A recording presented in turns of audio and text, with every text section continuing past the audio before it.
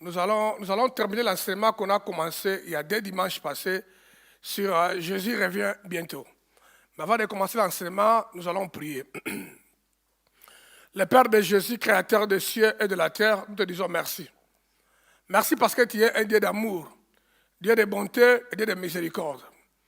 Un jour, par ton amour et par ta bonté, tu nous as saisis par ta main droite, tu nous as éclairés, tu nous as illuminés, tu nous as permis à comprendre que tu es une réalité et que ce monde a sa fin. Et très très bientôt, tu viendras pour chercher ceux qui te craignent et qui marchent avec toi. Tu as déposé à nous la pensée de l'éternité. C'est ça qui nous motive. Au milieu de ce monde qui est rempli du mal et de déviations, Père, au milieu de nos faiblesses, nous continuons à avoir un regard tourné vers toi. Père, merci pour ce privilège. Parce que beaucoup de personnes n'arrivent pas à saisir que réellement tu es une réalité. Et ils croient que le monde est sorti du néant et ils continuent à vivre n'importe comment. Mais nous sommes un peuple éclairé. Parce que la Bible nous dit le retour de Jésus-Christ il viendra comme un voleur au milieu de la nuit pour ceux qui sont aveuglés. Mais nous ne sommes pas un peuple aveuglé. Nous sommes un peuple éclairé. C'est pourquoi chaque jour, on essaie de se préparer en mettant nos vies en ordre, même si nous ne sommes pas parfaits. Mais ta miséricorde nous guide. Merci pour le Saint-Esprit, merci pour ta grâce. Père, merci pour cet enseignement qui a commencé il y a dimanche passé, là où tu es tenté de nous parler sur le retour de ton Fils. Père, je sais que beaucoup de personnes ont été impactées, ont été convaincues et éclairées. Père, continue à faire ce que tu as envie de faire derrière cette parole. Je prie que le Saint-Esprit de Dieu, Père, repose sur tous les membres de l'Église Impact et qu'il donne tout un chacun des membres de l'Église Impact de la capacité de comprendre la parole de Dieu, de saisir la pensée et la portée derrière la parole et d'ouvrir leur cœur pour se conformer à la demande de Dieu. Tout esprit qui amène l'aveuglement, l'esprit de la sorcellerie, science occulte, l'esprit de perdition, dans la vie de tous les membres de l'Église Impact, je les maudis et je les écrase dans le nom puissant de Jésus de Nazareth. Père, je prie pour quiconque qui ne sont pas les membres de l'Église Impact, mais qui me suivent au travers de YouTube. Père, sois avec eux, que ton esprit les touche et qu'ils tournent leur cœur auprès de toi, pour qu'ils soient sauvés et que leur nom soit inscrit dans le livre de vie. Père, nous te bénissons et nous te magnifions. Reçois la gloire et l'honneur. Reçois la puissance et l'adoration, car tu es unique à ton genre. C'est toi qui dis un mot et la chose s'accomplit. Nous te bénissons et te célébrons. Dans le nom de Jésus, notre Maître, Seigneur et Sauveur, nous avons ainsi prié, nous disons Amen. Nous allons essayer de terminer cet enseignement aujourd'hui.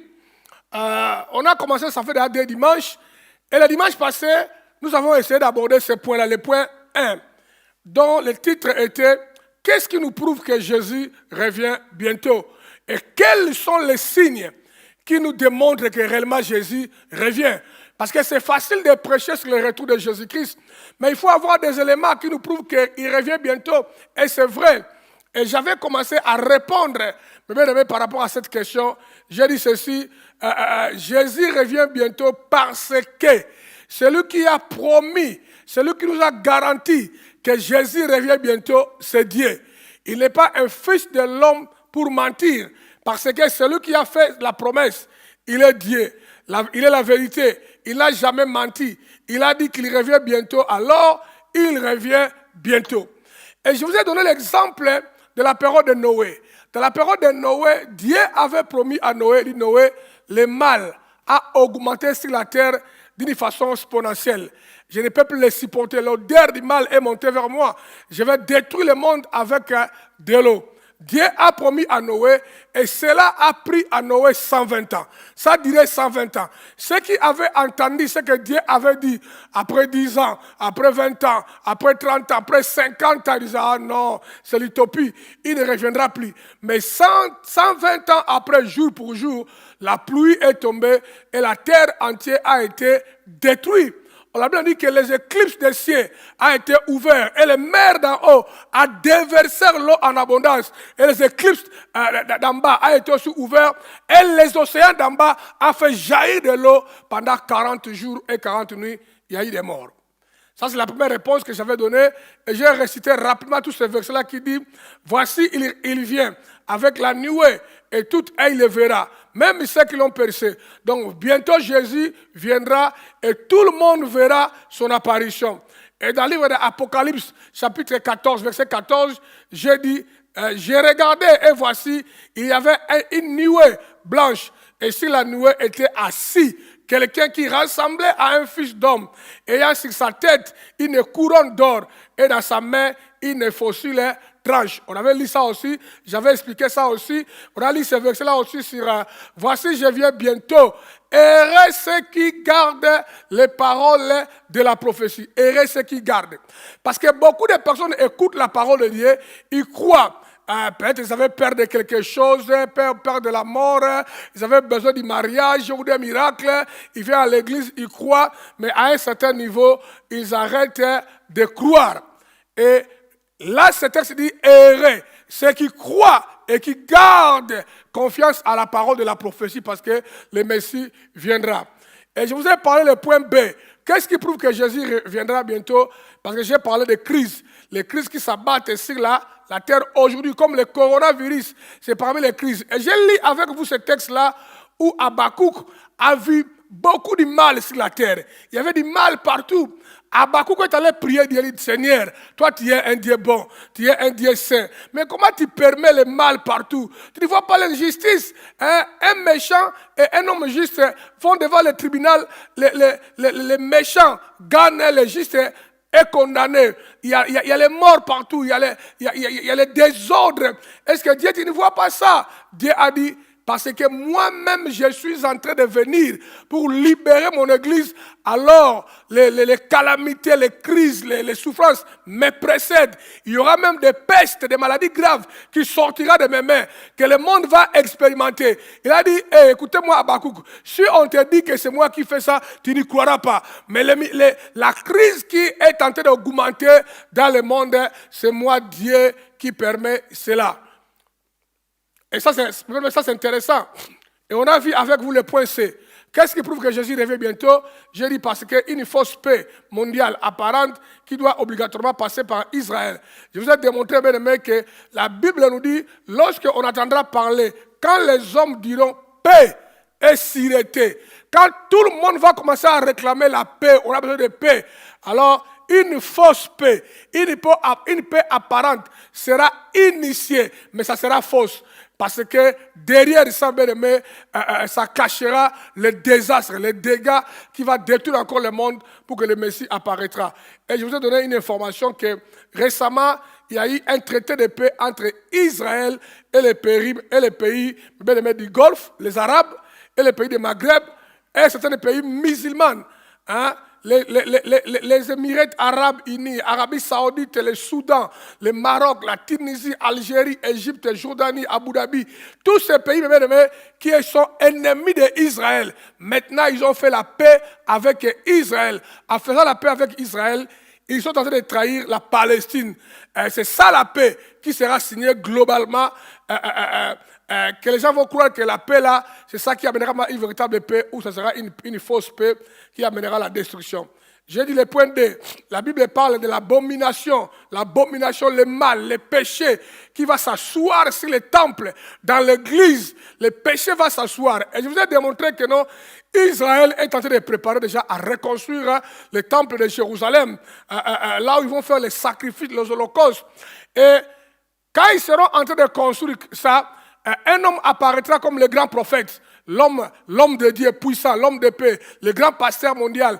Quand il apparaîtra, Israël va croire en lui parce qu'Israël continue à attendre le Messie qui vient. Et quand le Messie là viendra, ils vont croire que c'est lui le Messie. Ils vont lui faire confiance. Et bien c'est lui qui va établir l'abomination dans les temples. Et en temps, je vous ai démontré, l'abomination viendra dans les temples, mais déjà dans l'église aujourd'hui, il y a l'abomination. Et je vous ai démontré, dans l'église aujourd'hui, il y a l'abomination qui se manifeste comment? Dans nos églises, il y a l'homosexualité qui règne. Il y a des frères en Christ, il y a les pasteurs qui bénissent l'homosexualité. Aujourd'hui, c'est validé par le gouvernement, même par l'église, c'est l'abomination. Quand vous voyez ces choses-là tolérées dans la maison de Dieu, eh bien, Jésus est à la porte, dit la Bible. La bestialité ou la zoophilie, là où les gens maintenant sont en train de sortir avec les animaux. Les gens tombent amoureux avec les animaux. Maintenant, ça, vous devez comprendre, bien aimé, les business qui payent aujourd'hui dans le monde entier, ce sont les hôtels où il y a la prostitution des animaux. Les hommes d'affaires, les hommes riches vont aller payer beaucoup d'argent pour avoir des relations amoureuses avec des animaux. Le monde des ténèbres demande ça. Ça aussi, c'est l'abomination. Troisième chose, la pédophilie. L'amour des gens qui sont avancés en âge avec les enfants. On le voit dans le monde, ça a augmenté. Même la loi mondiale maintenant est en train d'autoriser un enfant de 16 ans. Déjà, il est adulte. Il est déjà adulte. Pardonnez-moi, s'il vous plaît. Et puis, on enseigne maintenant nos enfants de 3 ans déjà à l'école la sexualité. Donc c'est un preuve que non, le mal est en train de prendre place. L'inceste où les gens sont en train de sortir en amoureux avec les membres proches de leur famille. La Bible, on a lu avec vous, la Bible interdit que tu ne sortiras pas avec un membre proche de ta famille. Si quelqu'un, vous avez les ramifications du sang, tu ne peux pas coucher avec lui comme on sort avec une femme, bien avec un mari. C'est un péché. Or, aujourd'hui, les gouvernements européens ont validé, ont légalisé l'inceste. Aujourd'hui, si un papa sort avec sa fille, les gouvernements ne les condamnent plus. Parce qu'ils ont des preuves que maintenant, beaucoup de filles aiment leur papa, beaucoup de papas aiment leurs filles, ils peuvent sortir en amoureux, ça devient légal. Or, la Bible connaît ça comme l'inceste. Et je vous ai parlé aussi sur le nudisme ou la pornographie. Et je vous ai démontré combien aujourd'hui, les femmes dans nos églises, maintenant, quand ils s'habillent, leur corps est presque dehors. Même quand ils viennent dans les églises, ils ne savent pas couvrir les parties de leur corps. On appelle ça la pornographie et le nudisme. Et on a lu ce verset-là qui condamne ces comportements. Et la Bible nous dit que lorsque vous allez voir tout ça, vous devez être au courant que le Fils de l'homme est à la porte. Et la dernière chose que je vous ai parlé, qui sont les signes que Jésus revient bientôt, mais c'est le point est l'établissement du gouvernement mondial. Et c'est là où je vais encore commencer aujourd'hui et puis on va continuer. D'accord, hein? On va aller finir.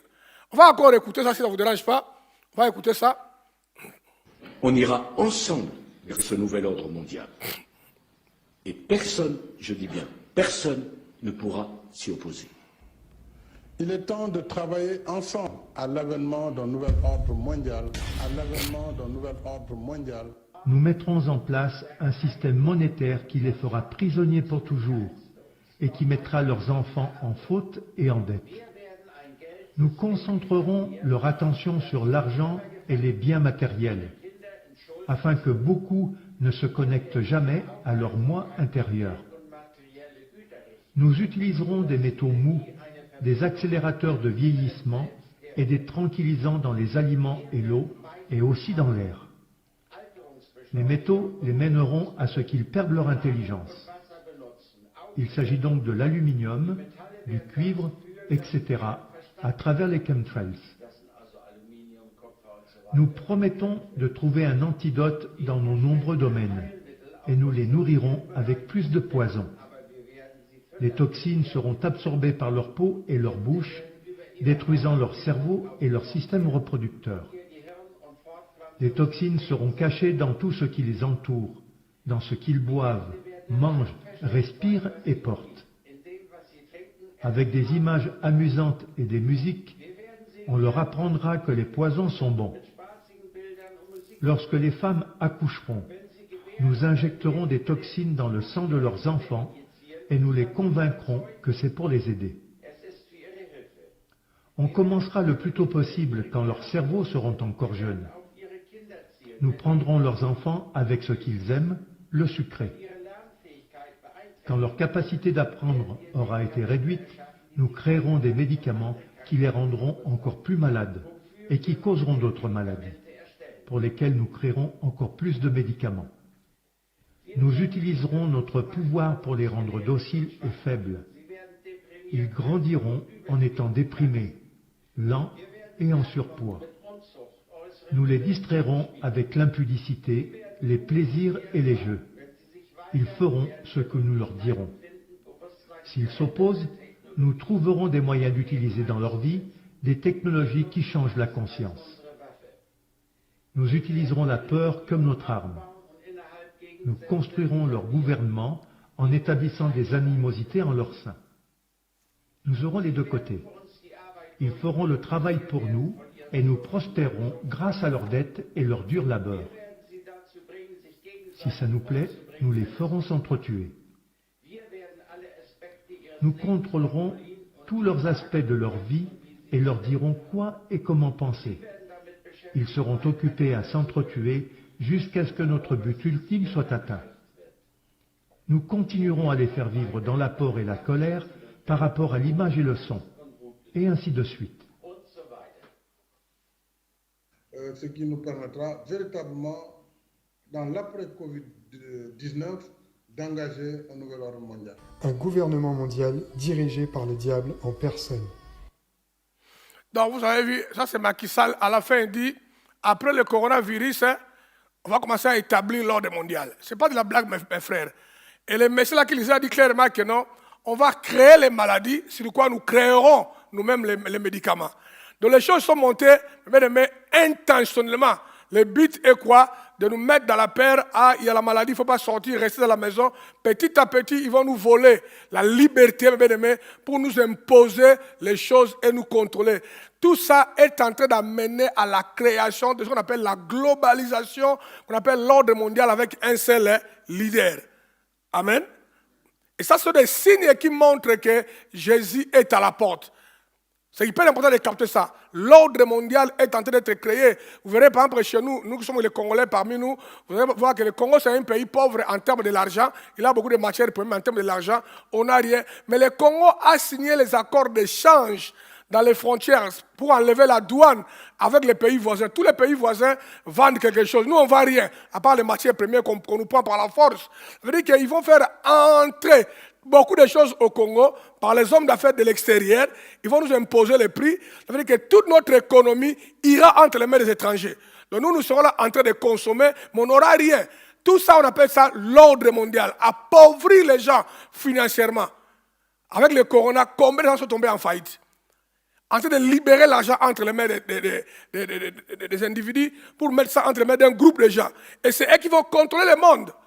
Ça, c'est une preuve aussi que la Bible parle sur le retour de Jésus. Je vais un peu expliquer ça. Voilà ce que j'ai écrit. La nouvelle ordre mondial a pour but, 1. Établir les faux messies. Jésus est le Messie. Établir les faux messies qui Israël attend, qu'on appelle les faux prophètes ou les faux pasteurs. Celui qu'on appelle Antichrist, les 666, qui est la marque de la bête. Israël continue à attendre l'arrivée d'un Messie. Et lorsque l'ordre mondial sera créé, un homme très puissant, dynamique, qui va émerger, gouverner le monde entier, et qui va commencer à sécuriser Israël, comme mettant la paix en Israël. Et celui qui va encourager encore les sacrifices dans les temples que je vous ai dit, qui doit être rebâti maintenant en Israël. Et Israël va croire que c'est lui le Messie qu'on attendait, qui est venu nous libérer, nous donner la paix. Et c'est lui qui sera l'Antichrist, qui va gouverner le monde entier. L'Antichrist sera un génie, plus qu'un savant, politicien, et un grand génie militaire, qui finira par résoudre beaucoup de problèmes que le monde n'arrive pas à résoudre. Beaucoup comme les conflits au Congo, Afghanistan. Lui va arrêter ça. Il va mettre une certaine paix globale, paix éphémère. Tout le monde va croire en lui, vont le vénérer, vont le célébrer. Or, c'est lui l'incarnation du diable lui-même, qu'on appelle Antichrist. Et en créant l'ordre mondial, tu peux imaginer Sarkozy est en train de dire, personne n'empêcherait que cette nouvelle ordre mondial arrive à la réalité. Vous comprenez quoi? Nous sommes des Africains. On peut dire qu'on n'a pas besoin de ça. On reste chez nous en Afrique. Mais quand il dit personne, il sait ce qu'il croit. Ce n'est plus lui. Il y a une force satanique que beaucoup d'entre sont adhérés à cela, mais ils vont tout droit pour aller accomplir le mandat de Satan. Et ça, c'est des preuves que le monde tend vers cet endroit-là. Et il le fera en soutenant les temples et les services d'Holocauste et de sacrifices dans les temples jusqu'au jour où il va se transformer pour établir l'abomination dans les temples et commencer à massacrer Israël et le monde entier. Quand il va commencer à massacrer Israël et le monde entier, c'est ce que la Bible appelle la guerre de Armageddon. Beaucoup de gens voudront aller faire la guerre contre lui. Beaucoup de pays, mais lui sortira plus qu'un vainqueur parce que cela, il sera un homme qui dirigera le monde entier, un génie militaire très puissant. Et le monde, petit à petit, est en train d'aller vers cette position-là. L'Union européenne, l'Union africaine, les BRICS asiatiques, le groupe se forme. Maintenant, on va le mettre un. Un seul groupe mondial. Et la personne qui sortira, c'est lui qu'on appelle l'Antichrist. Ça sont des preuves que, nous allons vers... Va dans l'Internet, tape ça, tu verras ça. Ces œuvres de l'iniquité avaient déjà agi. Et ils continuent à agir par plusieurs formes dans le monde. Par la tendance à dominer et à contrôler le monde entier. La tendance de dominer et à contrôler le monde entier n'a pas commencé aujourd'hui, depuis longtemps. Tout ça, ça préparait seulement l'arrivée de l'Antichrist qui va dominer le monde entier. Et nous allons vers cet ordre-là. Et nous, les chrétiens, on doit être très, très prudents et veiller pour des raisons que je vais expliquer maintenant. Maintenant, regardez ce qui est intéressant pour nous, les chrétiens. On l'a vu par la philosophie romaine, à travers les Charlemagne. Non, la philosophie romaine, c'est autre chose. Ce gars tapé a fait des erreurs, beaucoup d'erreurs. On a vu ça par la philosophie romaine. On a vu ça aussi à travers les Charlemagne. Les Romains, l'Italie, a commencé à gouverner le monde entier. Vous savez, les macadam, les routes là que vous voyez là, c'est l'Italie qui a appris le monde entier les routes. Parce que l'Italie a conquis l'Europe, l'Asie. C'est ça les pays d'Afrique, à pied. Les Italiens marchaient à pied avec les armes. Jusqu'à en Asie. On a pris en charge l'Allemagne, les pays européens, la Turquie. L'Italie avait l'intention de dominer le monde entier. L'esprit derrière était l'esprit d'Antichrist, de dominer. Mais il n'a pas réussi, il est arrivé à la chemin. Charlemagne, celui qui a dirigé la France, avait la même chose, vouloir dominer le monde entier. Et au-dessus, tout le monde, c'est Hitler. Hitler aussi, a fait la même chose. Charlemagne est mort à 32 ans. Un guerrier foudroyant. Il a pris beaucoup de pays dans le monde entier. Il a mis ça sous la France. Donc la tendance à dominer, ce que Hitler avait manifesté, c'est l'esprit d'Antichrist. Vouloir dominer la terre entière et prendre la suprématie. Cet esprit est déjà là. Mais viendra un homme par l'Union européenne, par l'Union globale, il réussira à le faire. Et c'est lui qu'on appellera la marque de la bête Antichrist. Le faux prophète, il sortira, il parlera le langage de Dieu comme un bon prédicateur, un bon prophète, il parlera les crises mondiales qu'on n'arrive pas à terminer, les guerres en Afghanistan, les guerres au Congo, les guerres partout. Quand lui viendra, il va tout à régler. Il va dire, waouh, ça c'est un génie. Tout le monde croira en lui, mais ça sera le Satan lui-même en incarnation. Et les choses là se préparent. Dites Amen. Se préparent. Toutes ces personnes ne sont pas des antichrists, mais ne sont pas des antichrists, mais antichrist est né. Dites Amen. Parce qu'ils incarnent lui-même, Satan s'incarne dans la vie des êtres humains là. Maintenant, regardez. Regardez ce verset-là. Ça, c'est un joli verset que je voulais que nous puissions suivre avant d'avancer plus loin pour aller terminer. Regardez ce verset-là. Dans le livre de 2 Thessaloniciens, chapitre 2, verset 7 à 8, voilà ce que la parole dit. Car le mystère de l'iniquité agit déjà. Ça ne vient pas. Cela agit déjà. Et je vous ai démontré ça dimanche passé, quand j'ai dit, car l'iniquité aura accru et l'amour de plus grand nombre se refroidira. Aujourd'hui, on voit même l'amour dans les églises, au milieu des familles, dans les couples. Ça n'existe pas. Tu verras les gens qui sont mariés, mari et femme, mais chacun seulement sécurise ses intérêts. Chacun, l'amour est là seulement lié à voir les enfants et le sexe. La femme a ses biens à elle, elle protège pour elle. Les maris, c'est la même chose. Mais ils se déclarent amoureux parce que le véritable amour n'existe pas, parce que le mal est en train de croître. L'iniquité aura accru. Les gens peuvent t'embrasser et dire que non, Christian, je t'aime. Mais c'est archi faux. Dans son cœur, il te maudit. Il peut te trahir. Maintenant, les choses de la bien-aimée est là. Regardez ce que la parole dit. Car le mystère de l'iniquité, donc du mal, du péché, de l'abomination, agit déjà sur la terre. Il faut seulement que celui qui les retient encore ait disparu. Maintenant, le mal est déjà là, l'iniquité, l'esprit d'antichrist, mais il agit avec des proportions limitées. Parce qu'il y a quelque chose qui les limite, qui les bloque. C'est comme s'il est là, il descend, mais on les bloque un peu. Il agit, mais pas à 100%. Il y a quelque chose qui les retient à se déchaîner. C'est quoi la chose en question? C'est ce que la parole dit. Quand le mystère de l'iniquité agit déjà, il faut seulement que celui qui les retient encore ait disparu, qui les retient.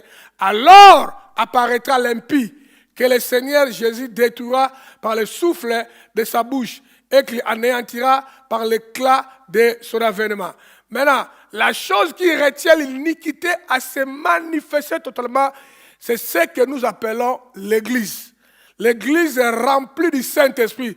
C'est vous et moi. Si nous marchons dans la crainte de Dieu, si nous marchons dans la sainteté, nous sommes en train de stopper la puissance du mal dans nos enfants. Nous enseignons les enfants, dans nos couples. On essaye de maintenir un amour harmonie dans nos églises. On prêche ça. Et le Saint-Esprit est encore sur la terre, qui est l'image de Dieu. Ça empêche Antichrist de se manifester. Or, je vous ai dit que nous n'allons pas voir l'Antichrist. Quand il va commencer à maltraiter le monde, à tuer les gens, avant que son mal, nous le verrons en train de venir. Mais avant qu'il commence à faire les dégâts, déjà Jésus-Christ apparaîtra. Les morts en Christ, ceux qui sont morts en Jésus-Christ seront ressuscités et ils monteront dans les airs. Ceux qui seront vivants changeront en un clin d'œil et ils vont monter et on sera avec Jésus-Christ dans la nuée qu'on appelle le Nifos. Que j'ai expliqué ça première dimanche. Vous vous souvenez encore de ça? C'est ça qui empêche. Dès que l'église sera enlevée, le mal va se déchaîner sur la terre.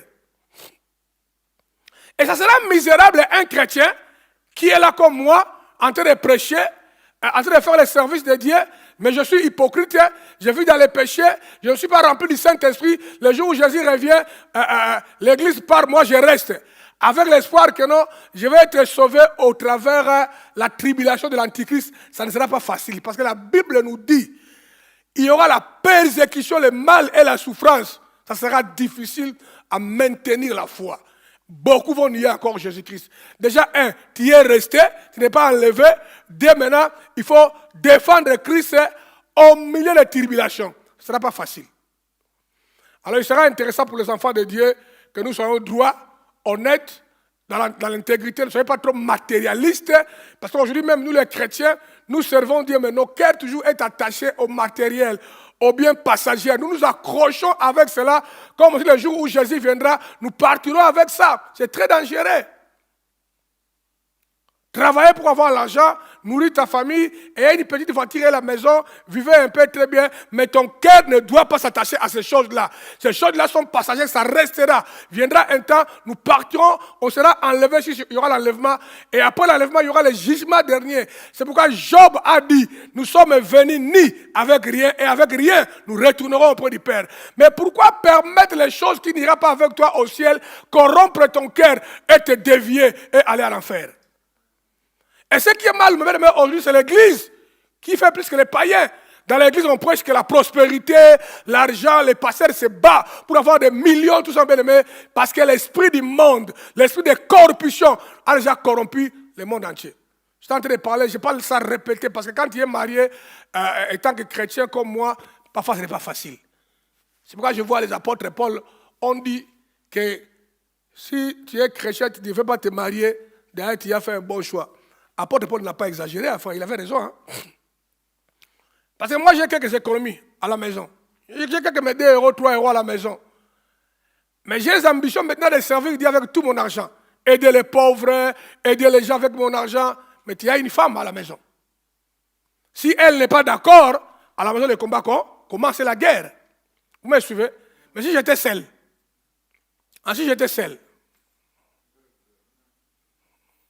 dites amen. C'est comme quand on m'avait posé la question que non, l'église a besoin d'enlever tous les instruments qui étaient ici, les changer. Quand j'ai acheté tout ça, ça c'est les instruments que j'ai achetés sophistiqués. Quand on m'a dit ça, c'est vraiment que nos pasteurs, s'il faut que notre son soit bien en ligne dans les YouTube, il nous faut 9 000 euros. Dès qu'ils m'ont dit ça, j'ai dit, je ne pose pas la question à ma femme. J'ai dit oui, je donne 9 000. J'ai fait un don moi-même avec mes poches. Je n'ai pas entendu ma femme d'abord. Parce qu'il peut réfléchir. Donc, tu vois, on a un projet, tu vois que Sam va se marier bientôt, il faut réfléchir. Je dis que non, j'aimerais servir Dieu avec mes biens. Mais je cesse de vous répéter quelque chose de très important. Suivez-moi très très bien. Vous savez, et tout le monde connaît que quand je donne ces choses-là, je ne dis pas ça pour mon intérêt. Vous savez très très bien dans cette église que non, moi je ne bouffe pas votre argent. Votre argent est géré dans les comptes correctement. Les gens qui gèrent ça sont à l'église, vous les connaissez. Les comptes sont en norme. Vous savez, si tu as le matériel comme l'argent, nous tous on en a eu, y compris moi, comme l'argent. L'argent n'entrera pas au ciel. Le jour où Jésus reviendra, après le jugement, on dit qu'il va rouler la terre comme on roule une tapis. Et on prendra la terre entière avec des maisons, on le mettra en enfer. Et on dit une nouvelle terre apparaîtra. Un nouveau ciel apparaîtra. Il n'y aura pas de l'argent et les maisons comme ça que nous avons bâti. Ça veut dire que l'argent partira en enfer. Mais si je peux utiliser mon argent, les biens matériels, ma voiture, tout ce que je possède, pour faire le bienfait, faire du bien que la Bible recommande, pour qu'au ciel, j'ai une récompense. Donc tu prends une chose matérielle qui est passagère, qui n'ira pas au ciel, tu as fait le bienfait, mais tu as gagné un intérêt au ciel. Frère, c'est incroyable ce que Dieu m'a révélé. C'est vraiment incroyable que d'être accro, que j'ai seulement envie de laisser l'argent à Chara ou les maisons à Mardoché. C'est très bien tout ça. Si tu peux le faire, fais-le, bébé, mais ça ne doit pas être priorité de priorité parce que Jésus revient bientôt. Dites Amen. L'église sera enlevée. Jésus revient bientôt, il va enlever l'église. Mais il faut se poser la question. Quand l'église sera enlevée, toi et moi, nous serons parmi les enlevés. On a lu avec vous le verset où Jésus a dit, ce jour-là, 2 personnes seront sur le lit, couple, mari et femme. Un partira, l'autre restera. On a lu avec vous, d'autres seront en train de moudre, comme dans le village, de moudre du manioc ou du pondou, en train de moudre, mais l'autre disparaîtra, l'autre restera. Dans le monde entier, il y aura des nouvelles à la télévision, à la radio, qu'un groupe de gens ont disparu. Les plaintes à la télévision, à la police, ils vont se rendre compte que l'enlèvement de l'église a été accompli. Dites Amen. La question, est-ce que toi, tu seras parmi les gens qui seront enlevés? Parce que être membre de l'église ne veut absolument rien dire. J'ai regardé un film à la télé récemment. On a fait un film où il y a eu l'enlèvement. C'est mis en scène. Il y a eu l'enlèvement. Ils ont répété l'histoire comme dans la Bible. Mais ce qui m'a choqué dans l'enlèvement là, le pasteur est enlevé, maman pasteur est resté. Donc pour vous dire que ça n'a rien à voir avec les pasteurs, maman pasteur ou quelque chose, ça n'a rien à voir. Le problème c'est de mettre la vie en ordre. Ça c'est le problème. Oh pasteur, maman pasteur, ça n'a même pas de titre frère. Pasteur, maman pasteur, escroc, tu resteras là. Tu resteras là. Et ce jour-là, ça sera chaud. Comme je vous disais encore une fois de plus, il y avait un garçon qui était, il a fait un rêve, que dans le rêve, il s'est trouvé en enfer. Il a dit, mais moi je faisais tout ce que les pasteurs me disaient exactement. J'obéissais qu'à mon pasteur. Mais comment je me trouve ici en enfer? Je ne devais pas arriver ici. On lui a dit, mais c'est que tu oublies, même ton pasteur aussi est ici. Il a dit, quoi? Il est ici. Alors je vais le trouver ici et je vais le tuer ici. Et en enfer, il cherchait le pasteur. Il est où? On lui a dit, reste calme parce qu'ici on ne meurt pas. Déjà le fait que tu sois ici, il est ici, donc nous continuerons à souffrir à vie, personne ne va mourir. Donc il ne faut pas seulement faire les choses comme un robot, mais rassure-toi que Dieu est avec toi. Amen. Le point D.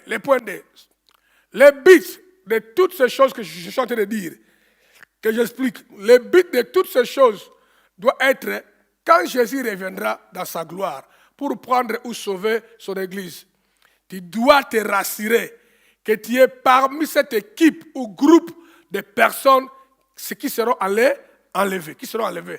Là, il y a aussi une erreur, seront enlevés. Mais je veux dire, quand je vous prêche tout ça, mon intention de vous préparer, pendant que tu travailles, tu gagnes l'argent, tu achètes des maisons. Aujourd'hui, j'étais heureux, je suis allé visiter une maison que un couple de l'église Impact ont construit. Une très belle maison construite, neuve. J'ai beaucoup aimé. Ça, c'est très, très, très bien. Mais pendant qu'on fait tout ça, on construit des maisons, on se tape de belles voitures, n'enlevons pas notre focalisation de Dieu. C'est lui notre essentiel.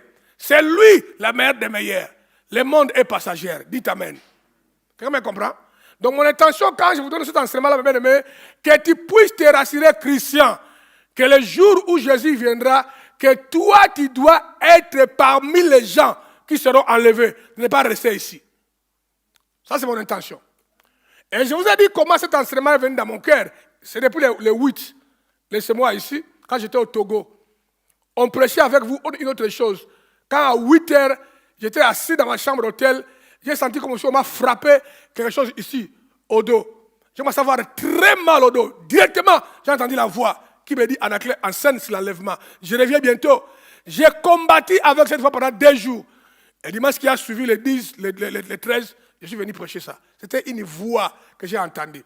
Je ne dis pas que Jésus reviendra demain, mais il revient bientôt. Quand, je ne sais pas, personne ne connaît, mais il revient bientôt. On doit se préparer. Toujours prêt. Comment tu traites avec ton mari, avec ta femme, avec tes enfants? Toujours prêt. Quelles sont tes relations? Comment tu fais avec les autres? Toujours préparé. Être droit et honnête. Par le jour où il apparaîtra, personne ne connaît. Personne ne connaît. Maintenant, regardez. Matthieu chapitre 24, verset 36 à 39. Quand au jour et à l'heure, personne ne les connaît, pas même les anges au ciel, ni même les fils. Mon Père seul connaît les jours. Jésus revient bientôt quand personne ne connaît. Ce qui est arrivé, maintenant regardez maintenant la philosophie. Personne ne connaît le jour, Rigen. Mais regardez, il dit, c'est Jésus qui parle. Ce qui est arrivé à l'époque de Noé arrivera de même au retour du Fils de l'homme. En effet, dans les jours précédents, les déluges, les hommes mangeaient et buvaient, se mariaient et mariaient leurs enfants, jusqu'au jour où Noé est entré dans l'arche. Ils se sont doutés de rien, jusqu'à ce que le déluge vienne et les emporta tous. Et il en ira de même au retour du Fils de l'homme. On ne connaît pas le jour. Mais Jésus dit, on ne connaît pas le jour, mais ça se passera dans une période où tout va bien, apparemment. La vie est belle, on travaille, on mange, il y a des projets de se marier, de faire marier son fils, comme moi je fais marier mon fils Sam, ça sera comme ça. La vie sera normale. Les gens tourneront leur cœur dans le plaisir de marier et de faire marier les gens, de gagner la vie. Personne ne se doutait de rien. On dit qu'une simple pluie a commencé à pleuvoir et c'était ça la fin. On dit que ça se passera de la même chose. Les gens seront dans la distraction. C'est donner aux intérêts du monde à 100% et ils enlèveront leur focalisation en Dieu et le Fils de l'homme apparaîtra subitement. Faisons attention. Le retour de Christ va surprendre tout le monde. La Bible dit, les gens seront en train de se marier, d'autres faisant marier leurs fils et leurs filles. Et subitement, le Messie apparaîtra. Et là, Matthieu pose une question. Il dit ceci, que servirait-il à un homme de gagner tout le monde s'il perdait son âme? Ou que donnerait un homme en échange de son âme? Que servirait-il l'ambiance de marier, de faire marier son enfant, de gagner les biens de la terre, de devenir multimillionnaire? Mais si tu sacrifies ton âme, tu sacrifies votre véritable toi. Parce que le véritable toi, Georges, ce n'est pas le corps là que tu as. Le corps là, c'est une carapace. Si tu veux savoir que Georges, ce que tu es là, ce n'est pas toi. Exemple typique. Surtout nous les Noirs. Tu étais mince quand j'étais 20 ans. Maintenant, regarde ce que tu es devenu. Regarde-moi. Quand j'avais 24 ans, mannequin. Taille bien. Maintenant, c'est quand le corps a changé. Première chose. C'est une carapace, ça peut changer à tout moment. Tu vas voir un garçon, une fille noire comme le Pinet, goudron, ou bien comme un Soudanais. Au bout de 3 jours, il met les produits, il devient comme un blanc. Donc le carapace a changé. On peut le changer comme on veut. Votre véritable toi, c'est votre âme. Tu es à l'intérieur. C'est vrai, la parole dit, à quoi servirait-il à un homme de gagner le monde entier et s'il se perdait lui-même? Le mot là, se perdrait, c'est aller en enfer. À quoi servirait, comme au temps de Noé?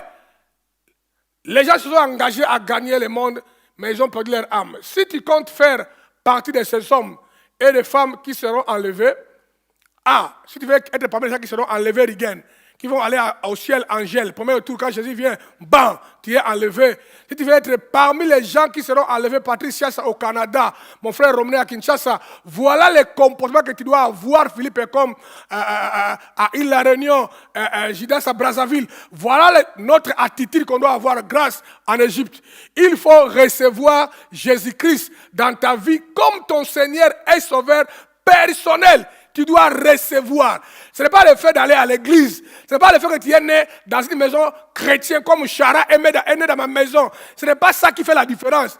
Mais tout un chacun de nous doit recevoir Jésus-Christ dans son cœur, dans sa vie, comme son Seigneur et Sauveur personnel, pas familial. Il n'y a pas le Dieu de la famille dans ce contexte-là, mais personnel. Le Dieu de Makanda. Le Dieu de Mimi et Popo. C'est la réalité. Le Dieu de King Massamba à Paris, c'est ton Dieu à toi, Kodi Kadiano. Ce n'est pas un Dieu, mais le Dieu de nous tous, l'Église Impact. Il n'y en aura pas ce jour-là, frère. C'est ton Dieu en toi. Tu as une intimité avec lui. C'est ton Père. Tu l'as reçu. Tu as une relation avec lui. Tu sais, quand il te parle, dans ton cœur, tu le sens. Quand il te dit, laisse ça, fais ça, abandonne ça. Tu sais écouter le son de sa voix. C'est le Dieu là. Quand il parle, tu sens dans ton cœur, il y a une voix qui te parle. Tu connais, c'est Dieu qui parle. Que Anaclé abandonne ça, Anaclé fait ça. Fais ça. C'est le Dieu là que nous servons. Le Dieu où la parole dit, tu entendras le son de la voix de Dieu qui te dit, voici les chemins, suivez-les. Mais beaucoup de fois, la voix là, dans notre oreille, nous attendons ça, nous les chrétiens, mais nous refusons de le suivre. Ça, c'est la rébellion à Dieu. Nous ne devons jamais être les rebelles à Dieu parce que c'est notre Père. Notez bien, les messes de requiem n'existent pas. C'est une folie satanique pour amener plusieurs en enfer. Si tu crois que tu vas mourir, un prêtre va venir faire l'ascensoir avec de l'eau pour t'amener au ciel. C'est archi faux. Ça n'existe pas, frère. C'est une abomination. Personne ne peut se repentir après la mort. Notre nom est inscrit dans le livre de vie avant de mourir. Quand tu meurs, ton nom a déjà été inscrit. Parce que le prêtre n'a pas le pouvoir. Aucun pasteur n'a le pouvoir de faire une cérémonie. Les catholiques ont gardé cette abomination parce que ce sont des voleurs. Parce que dès le commencement, l'église catholique se s'est enrichie comme ça. Si vous voyez, les catholiques ont les bâtiments dans le monde entier, même en Irak, ils ont des terrains, même en Iran. L'église catholique est la seule église qui a des terrains, même là où on ne croit pas en Dieu, le Jésus-Christ. Et ils ont des terrains là-bas. Tu sais pourquoi? Dans les temps les plus anciens, quand l'église catholique dominait la terre entière vers le 3e siècle, ils enseignaient aux gens, si tu donnes beaucoup d'argent à l'église, quand tu meurs, et ils vont faire la cérémonie qui te prendra de l'enfer et de passer, faire le purgatoire pour entrer au ciel. Et c'est ça qui a fait qu'ils ont hérité beaucoup de richesses des gens qui mouraient dans les péchés, qui léguaient l'argent pour aller au ciel. Et ils ont maintenu cet enseignement-là jusqu'à aujourd'hui. Gagner les salis avec l'argent. Ça n'existe pas, frère. Une autre folie religieuse qui est une grande porte d'enfer est de dire je suis né dans une famille chrétienne où j'ai toujours grandi à l'église. Ça n'existe pas, frère. Tout le monde, même si ton papa était pasteur, tout le monde, il faut qu'un jour, qu'il prenne conscience que tout le monde est né comme enfant de Satan. La Bible nous le dit. Jean chapitre 1, verset 12. Nous avons reçu le pouvoir et le droit de devenir enfants de Dieu en recevant Jésus comme Seigneur et Sauveur. Depuis que notre grand-père Adam et Ève ont pris l'engagement de se vendre entre les mains de Satan, nous sommes devenus des enfants de Satan. Et Jésus-Christ l'a répété dans Jean chapitre 8, verset 44. Il a dit, vous avez pour père le diable. Il parlait aux humains. Mais lorsque tu reçois Jésus comme ton Seigneur et Sauveur, tu vas subir ce qu'on appelle la naissance régénératrice.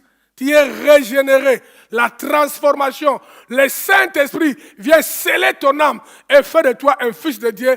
Maintenant, tu es conduit par l'Esprit de Dieu. Cette expérience n'a rien à voir avec la famille. Oh, famille Anaclé Bungoudi, qui automatiquement Marroché va aller au ciel. Mon frère, si Marroché ne fait pas croire en Dieu, le petit là ira en enfer. Ça se passe comme ça, frère. Chacun de nous doit croire. Donc la seule chose que moi je peux faire, aider ma femme, l'encadrer, les surveiller, non fais pas ça, vivez comme ça, change ta mentalité, pour la canaliser, à mettre sa vie en ordre. Il peut aller au ciel, mais moi je ne peux pas l'amener au ciel. Il n'y a même pas les trucs là que les jours d'enlèvement, pendant que nous serons enlevés, tu vas attraper la jambe de ton papa. Il n'existe pas, frère. C'est beaucoup croire aussi à ça. Ça n'existe pas. Alors quand tu es vivant, fais un bon choix. Tu ne perdras rien. Entre-temps, ceux qui sont sauvés en donnant leur vie en Jésus-Christ doivent travailler pour sauver les autres, les païens du péché. Donc si tu vis avec les gens autour de toi, dans les quartiers, partout où tu pars, qui sont des païens, tu sais, tu es conscient, mais que les gens là iront en enfer s'ils meurent sans Jésus-Christ. Essaie de faire l'effort. Comment d'abord soyez un modèle pour eux. Les mal aussi, beaucoup de gens ne peuvent pas croire en Dieu parce que nous, les chrétiens, déjà, nous ne sommes pas modèles pour beaucoup. Quand ils nous voient, ils ne voient pas en nous les modèles, les pasteurs numéro 1, les comportements, les escroqueries, tout ça. Nous sommes numéro 1. Et ça empêche les autres à croire à notre Dieu. Partout où tu es, développe un bon témoignage, Mimi. Quand tu parles avec Mickey à la maison de ton mari, comment tu le parles avec respect, comment tu l'appelles chéri, ton Seigneur. Il va identifier Christ en toi et il voudra bien croire à ce Christ-là. Notre comportement partout, nous allons bien aimer, doit refléter Christ. Dites Amen. Et au même moment, si nous parlons avec eux qui donnent leur vie en Jésus-Christ, ils seront sauvés. Hein, Rigen? Il faut que les enfants savent que nos papas, c'est vraiment incroyable. Tes enfants doivent t'apprécier que notre papa est modèle, Rigen. Pas un papa, mais comme quand nous organisons au Congo, il y avait des papas qu'on appelait les Django. Ah, shérif arrive. Les papas étaient violents. Comme mon père, quand il venait à la maison, il avait une voiture VW. Quand il fait les klaxons, ça faisait à haute voix. Popoli pompi, mais vraiment à haute voix, plus que les sons d'un train. Maintenant, quand il venait, à 1 km de la maison, déjà, il klaxonnait. Pompoli, pompi, tous les quartiers criaient Ibrahim. Maintenant, là où nous étions dans les quartiers, même si tu jouais, il faut courir plus vite que la voiture de papa pour entrer à la maison avant lui. Parce que lui, il entend, ta vie est foutue. La vie ne peut pas être dirigée comme ça, frère. Ça, c'est la folie. Je ne peux pas faire ça, Maroché, à Sam. Non, c'est impossible. C'est impossible. La vie ne peut pas être gouvernée comme ça. Regardez. Cela veut dire que vous devez tous gagner des âmes, les évangéliser en développant la compassion des âmes. Donc nous qui connaissons le Seigneur, on doit avoir pitié de ceux dont leur vie n'est pas encore entre les mains de Dieu. Ceux qui ne comprennent pas que Jésus revient bientôt, on doit les aimer. On doit mettre tous les systèmes en place pour les gagner, les sauver, les convaincre à donner leur vie à Jésus-Christ et d'aller prier dans une église où la parole est prêchée avec beaucoup de vérité. Parce que beaucoup d'églises aussi, ils prêchent la parole en s'amusant. Lui-même, le pasteur, quand il prêche, comme s'il blague avec la parole de Dieu. D'ailleurs, lui-même, déjà, il a des problèmes de couple, il n'arrive pas à gérer. Comment il va prêcher les autres? Il ne sait même pas gérer sa femme, tout ça. Maintenant, il va prêcher, passer. Donc, quand il prêche, déjà, parce que lui-même, déjà, il a beaucoup de défaillances, il ne peut pas déclarer la vérité. Et une telle église ne peut pas aider les gens à entrer dans les salis. Maintenant, j'aimerais que tous les membres de l'église, n'importe qui m'écoutent au travers de la terre, ceux qui sont là-bas au Canada, en Turquie, en Chypre, en Égypte, en Grèce, partout, vous devez représenter la parole qui est prêchée à l'église Impact correctement à Kinshasa, là où à Pointe-Noire, en Finlande. Je veux dire que tout le monde doit devenir modèle. Ça sera une voie pour sauver les autres. Rappelez-vous, Dieu est venu du néant. Il nous a déclaré sanctuaire. Sanctuaire de quoi? Pour sauver les autres. Pour qu'au travers de nous, les autres viennent, qu'ils nous regardent, qu'ils se sentent en sécurité avec nous. Si les gens se sentent en danger autour de nous, nous ne sommes pas un sanctuaire. Nous devons être modèles et aller gagner les autres dans le Seigneur. C'est que j'attends de toi, Franck, là où tu es au Canada, être sanctuaire pour Lolita. Pas seulement pour Lolita, pour tes collègues au travail, là où tu travailles. Regarde ce verset-là, livre de Matthieu, chapitre 9, verset 35 à 38. Jésus parcourait toutes les villes et les villages. Jésus, notre maître. Quand il était sur la terre, pas de vélo, pas de moto, pas de voiture. Il sortait le matin, frère, à pied. Jésus qui était Dieu. Il voyageait de village en village, de ville en ville. Il cherchait quoi? Regardez. Jésus parcourait toutes les villes et les villages enseignant dans les synagogues, prêchant la bonne nouvelle du royaume et guérissant toute maladie et toute infirmité. Voyant la foule, il fut ému de compassion, ému d'amour pour elle, parce qu'elle était languissante et abattue comme des brebis qui n'ont point de berger. Alors, il dit à ses disciples, la moisson est grande, mais il y a peu d'ouvriers. Priez donc le maître de la moisson d'envoyer les ouvriers dans la moisson. Le cœur de beaucoup de gens est déjà préparé pour croire à l'évangile. Mais il manque les ouvriers pour aller leur parler. La moisson est grande. Mais lui-même, Jésus-Christ, ne nous envoie pas seulement d'aller faire ça. Mais il a été modèle. On dit que lui-même sortait, il voyageait de village en village. Dans la période de Corona, mes bien-aimés, moi j'ai déjà fait combien de tests? Déjà dans les 35. À un certain niveau, mon aide, ça fait très très mal tous les jours. Vous croyez que je vais détruire mon corps pour les sentiments? Vous voyez que je monte dans les avions parce que j'aime les avions. Qui aime les avions? Les trucs là peuvent tomber à tout moment. Mais parce que la compassion, l'amour pour les autres est là. C'est pourquoi je m'engage à voyager. Demain, je montrerai encore. J'ai une vie d'esclave. Parce que dès que je rentre, surtout dans mon cas, même quand je suis encore dans les pays où je voyage, déjà les gouvernements belges m'appellent. Demandez à Alisser, toujours j'appelle Alisser. Bonjour monsieur Alisser, où est ton papa Bungoudi? Parce qu'il croit que Alisser est mon fils direct. Où est ton papa Bungoudi? Il va rentrer quand? Il dit non, il est encore là, il reviendra. On m'appelle même quand je suis en déplacement, déjà de Corona. Dès que j'arrive à Bruxelles, il m'appelle que M. Bungoudi reste à la maison 7 jours, va faire les examens. Donc ça devient un esclavagisme. Si tu n'aimes pas Dieu, tu ne partiras pas demain. Mais parce qu'il y a des gens à sauver dans le monde entier qui ne connaissent pas Dieu, eh bien, nous devons tous faire des sacrifices d'une certaine manière. Jésus, rempli d'amour, il allait de ville en ville pour aller chercher les païens, leur parler, leur enseigner. Depuis que toi tu es à l'église, tu as déjà amené combien de païens dans cette église? Mais si on vérifie, tu as déjà fait fuir quelques 3 membres par ton comportement, que nous on ne connaît pas. Il a fui à cause de toi, il ne vient plus. À cause de toi. Donc je vais prendre conscience, prier. Qui parmi vous, aujourd'hui, veut s'engager à devenir un gagnant d'âme, membre de l'équipe d'évangélisation?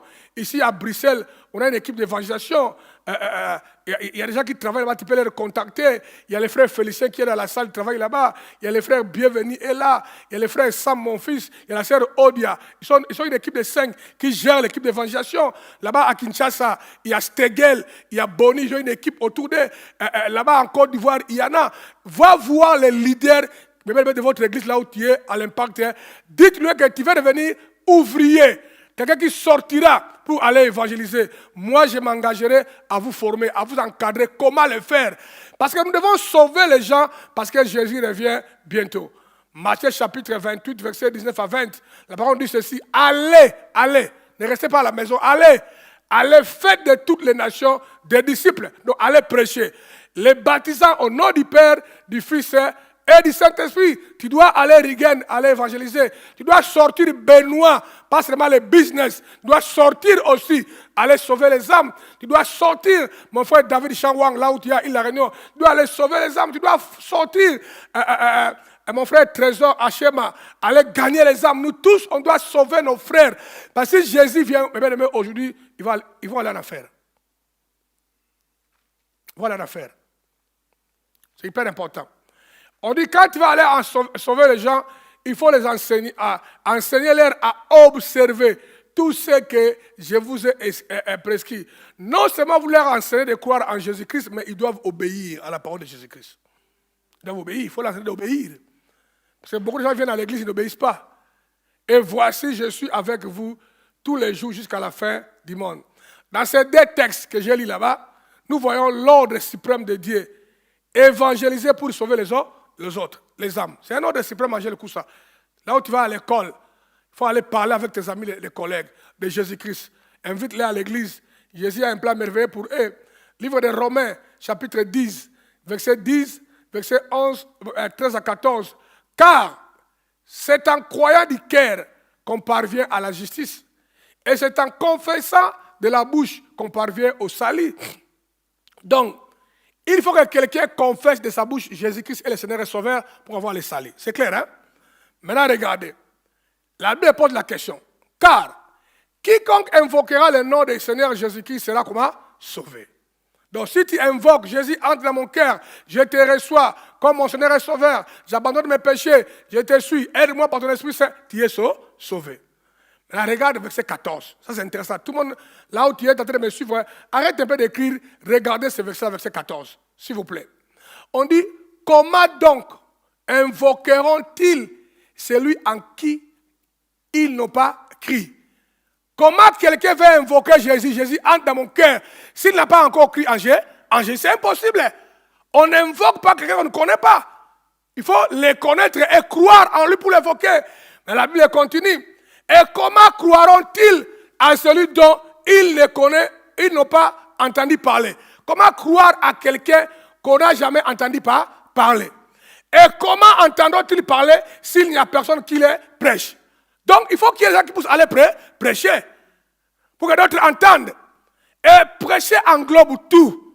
Prêcher englobe tout. Il y a des gens qui vont aller parler. Jésus-Christ vous aime comme votre Seigneur et Sauveur. Ils prêchent. D'autres investissent l'argent pour monter les scénarios, campagnes, croisades où on prêchera. Comme là au mois de juin, il y a un groupe de femmes de l'église Impact, d'autres de Bruxelles, d'autres de Brazzaville, d'autres de l'Île-de-la Réunion et Abidjan, qui doivent aller à Pointe-Noire pour aller seulement prêcher, donc, à gagner les femmes. Mais déjà, on est buté à un problème, le prix des billets est un peu cher. Mais d'autres ne partiront pas, mais ils vont sponsoriser l'argent. Que pour les gens qui voyagent, moi, je donne 200 €, je donne 500 €, je donne 1000 € pour que l'évangile soit véhiculé. Maintenant, toi, tu as un problème. Toi, gagner les âmes, tu ne le fais pas. Prier pour les âmes, tu ne le fais pas. Donner l'argent, tu ne le fais pas. Maintenant, toi, tu es en train de faire quoi pour Dieu? Il faut que les gens écoutent la parole de Dieu au travers de toi et moi.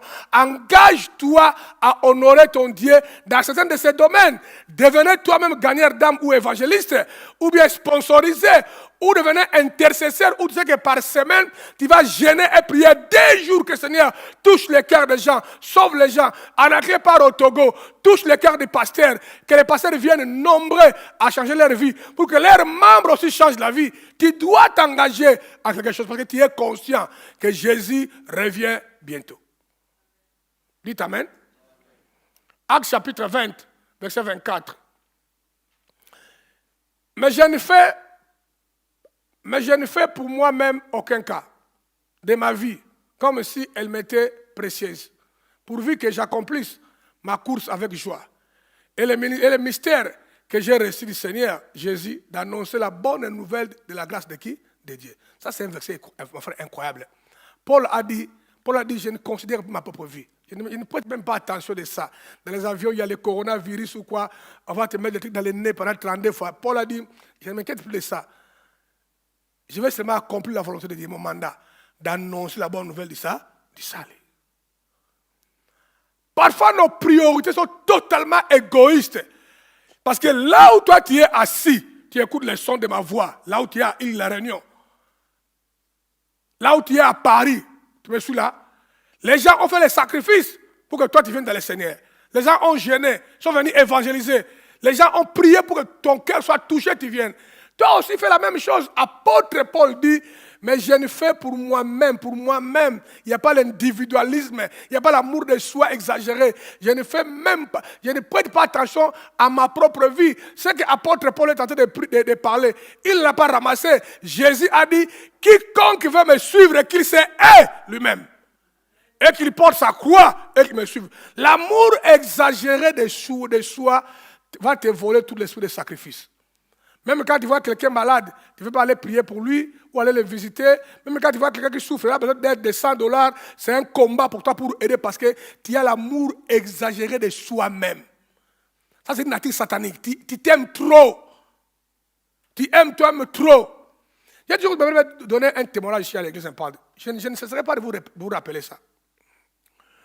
Vous savez, jusqu'à quand j'avais l'âge de 46 ans,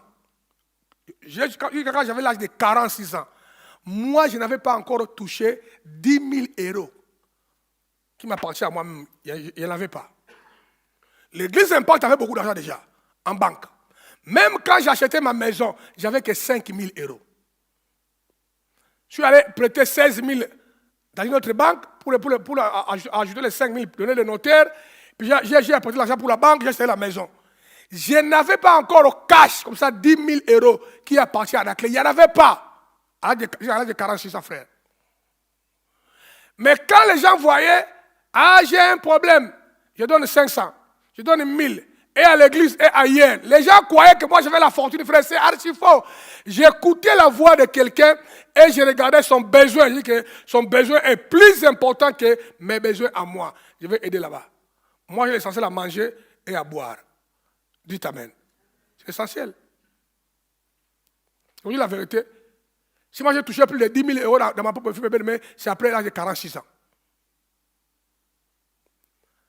Et lorsque David était prêt à tuer le roi Saoul, qui voulait le tuer, David a dit à Saoul, Saoul, aujourd'hui, j'avais l'occasion de te tuer. Tu étais là endormi. J'avais mon couteau pour te poignarder comme cette mère. Mais puisque ta vie à toi, David, Saoul, est précieuse à mes yeux, précieuse à mes yeux, est-ce que toi, tu considères la vie des autres précieuse? Parce que si tu vas considérer la vie des autres précieuse, tu ne saliras pas son témoignage. Regarde comment tu salis les noms des autres. Toi, quand tu critiques, tu mens sur le nom de quelqu'un, mais c'est grave. Parce que tu ne respectes pas la vie des autres. Quand quelqu'un est malade, même quand il y a 100 euros pour l'aider, tu trembles comme si tu as de la chimie. Parce que le respect de la vie des autres, il n'en a pas. Nous devons apprendre, à respecter les autres. Là où tu es assis dans l'église Impact, frère, le sacrifice qui a été fait pour que tu sois là, frère. Frère, c'est énorme. Quand j'ai commencé cette église, j'étais clochard. Je vous dis la vérité, j'ai dormi avec les sans-abri. J'ai dormi avec les sans-abri. C'était rue Bordeaux ici à 1000 Bruxelles. Il faut entrer à 21h obligatoire, sortir à 7h du matin. Les gens me voyaient venir prêcher, frère, quand il est 21h, je vais entrer là-bas chez les sans-abri. J'ai dormi avec un frère. Si ils sont 10 dans la même chambre que toi ou 20, frère, la manière dont ils vont ronfler et l'odeur qui dégage, frère, donc, tu ne peux pas dormir. Tu es en train même de prier que 7h du matin arrive rapidement que tu sors.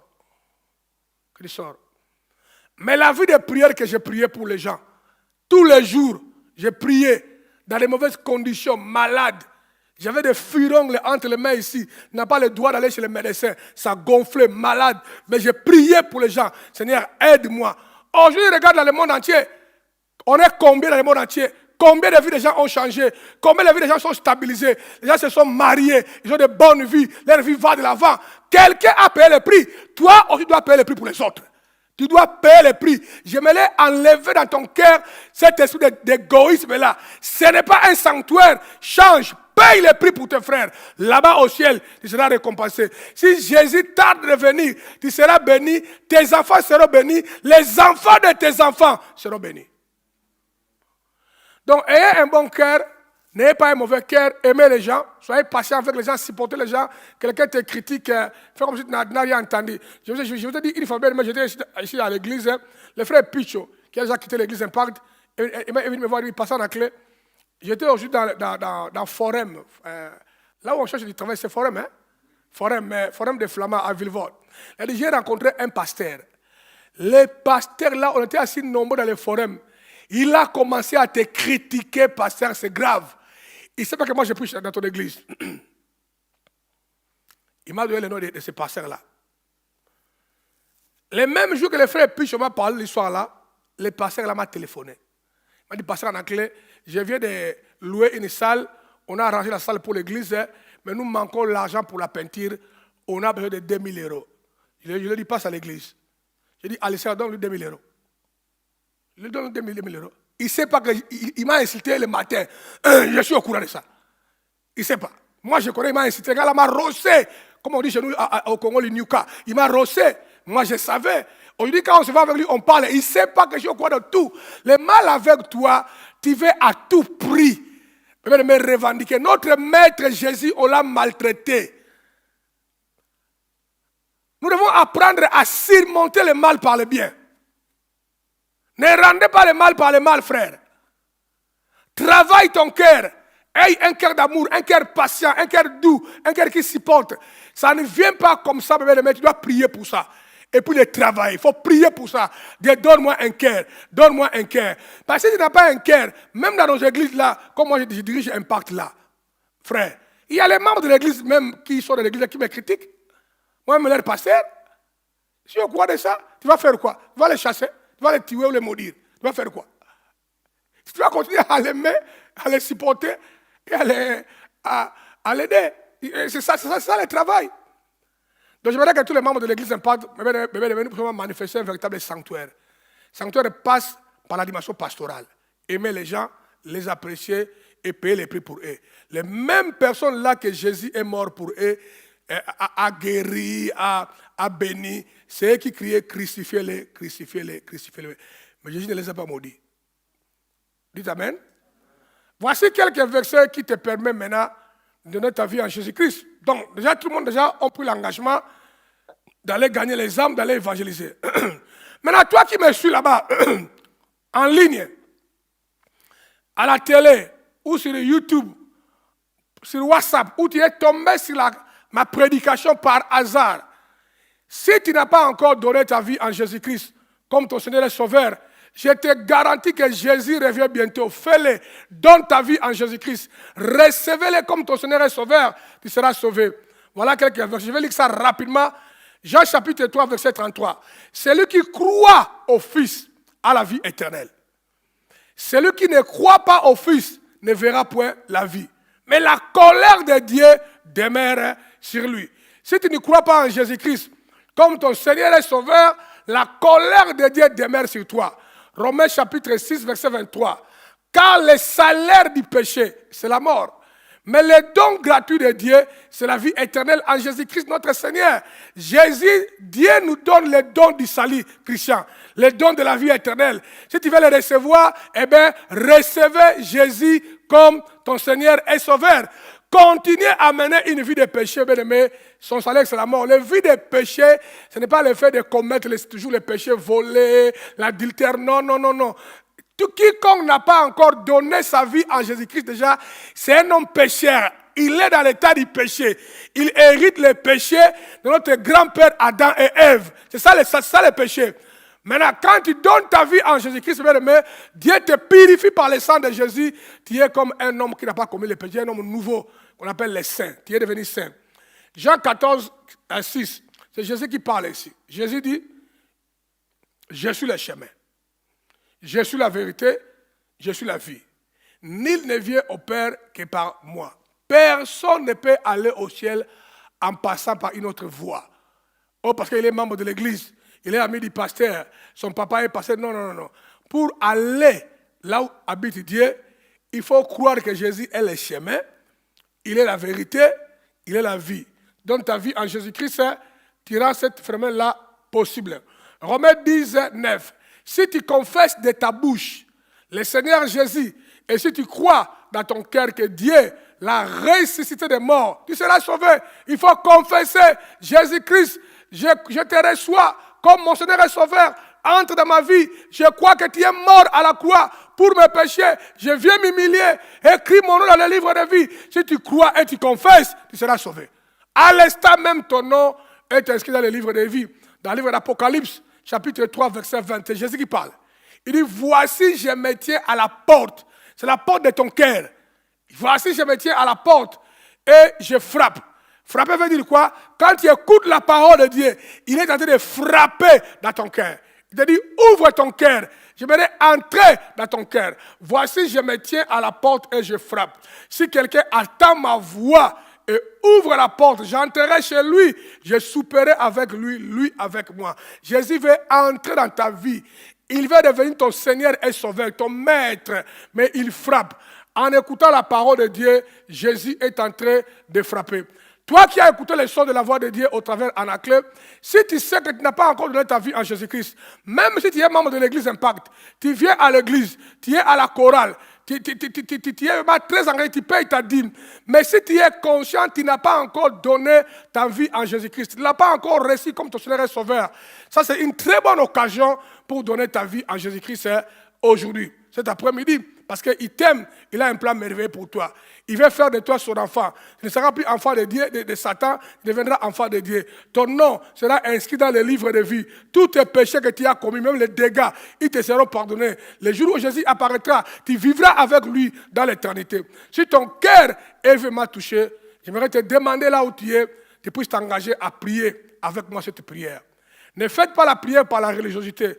Moi, je parlerai, mais toi, répète avec ton cœur. Prends un engagement sincère de recevoir Christ comme ton Seigneur et Sauveur aujourd'hui et engage-toi de le suivre tout le restant de ta vie. Tu vas prier avec moi si tu es là.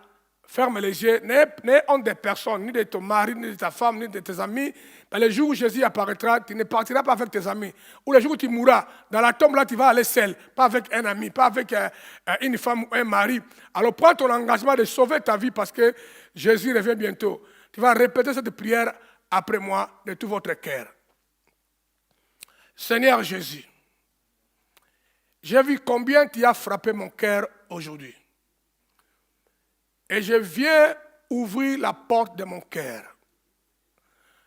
pour te recevoir comme mon Seigneur et Sauveur personnel de ma vie.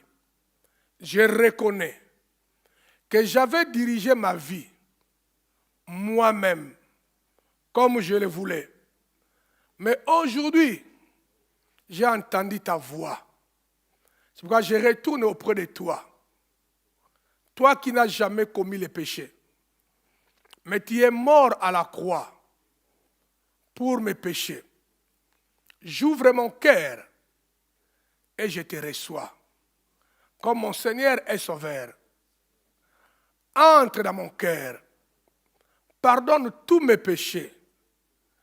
Inscris mon nom dans le livre de vie. Fais de moi aujourd'hui ton enfant. Merci beaucoup, Seigneur, pour le pardon des péchés. Merci beaucoup, Seigneur, car par la foi, je crois que mon nom est inscrit dans le livre de vie. Si tu retournes aujourd'hui, je serai avec toi dans le paradis. Au nom de Jésus-Christ, j'ai ainsi prié. Amen. Mais cette petite prière-là que tu viens de faire, c'est une puissance. Je l'ai fait un jour. Je l'ai fait comme un brigand, frère. Les gens n'ont aucune idée de ma vie quand j'étais encore enfant. Un brigand exagéré qu'on ne contrôlait pas. On ne me contrôlait pas, frère. On ne me contrôlait pas. Là où je suis grandi, c'est la sauvagerie. Même au niveau de la bagarre, au niveau des crimes. Moi, quand j'ai bagarré, j'ai frappé 6 militaires avec les armes à main. Le bourgmestre de ma commune m'a têté. Les jours où on m'a mené devant lui. Que celui qui tape tes policiers, c'est des garçons-là et des cadres. Il n'a pas crié, il a dit non, renvoie ces garçons-là à la maison. Amène-moi les bandits. On dit, les bandits, c'est lui. Il a dit non, ça c'est un enfant, renvoie-les. J'ai fait des dégâts dans ma vie quand j'étais jeune. Mais le jour où j'ai fait cette prière-là, avec la conscience, j'ai vu la paix du Seigneur entrer dans mon cœur. J'ai vu la main de Dieu commencer à me transformer. Et depuis ce jour-là, ma vie a changé. Totalement changé. Et j'ai dit merci Seigneur. Merci pour ma maman qui avait prié pour moi pendant 2 ans pour que je change. Et je te conseillerais, je t'encouragerais, prends un engagement sincère de suivre ce Dieu-là. Tu vas recevoir la paix, l'assurance et il va te donner la vie éternelle. Maintenant, on va aller continuer pour terminer cet enseignement.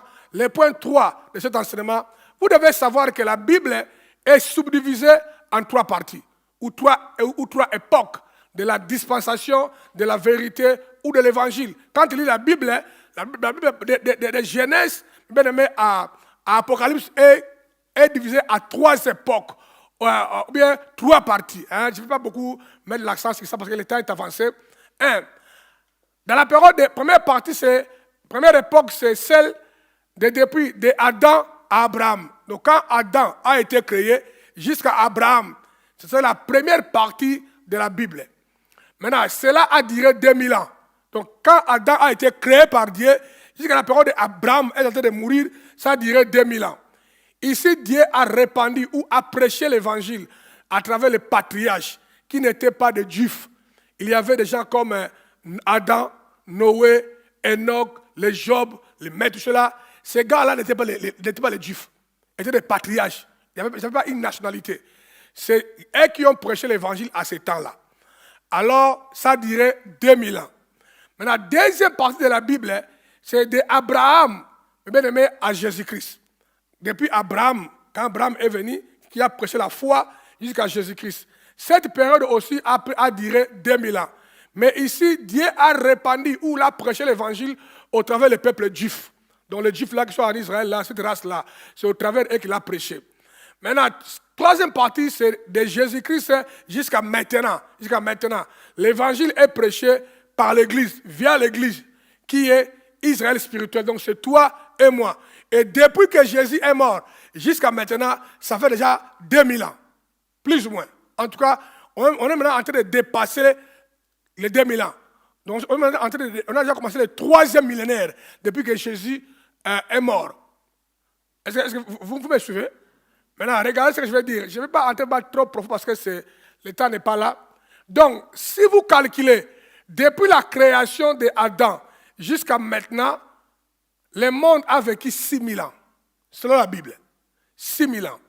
Or, vous savez que le chiffre 7 est un chiffre de perfection qui symbolise l'achèvement des choses.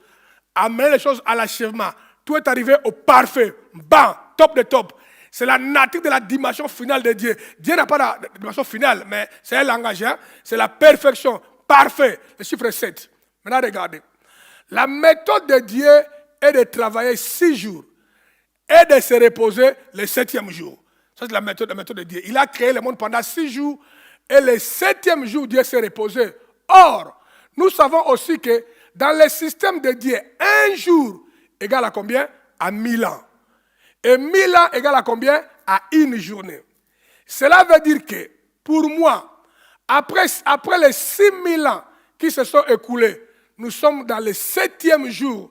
Donc nous sommes dans les 1000 ans d'achèvement où plusieurs événements sont en train de prendre place qui sont liés à la fin.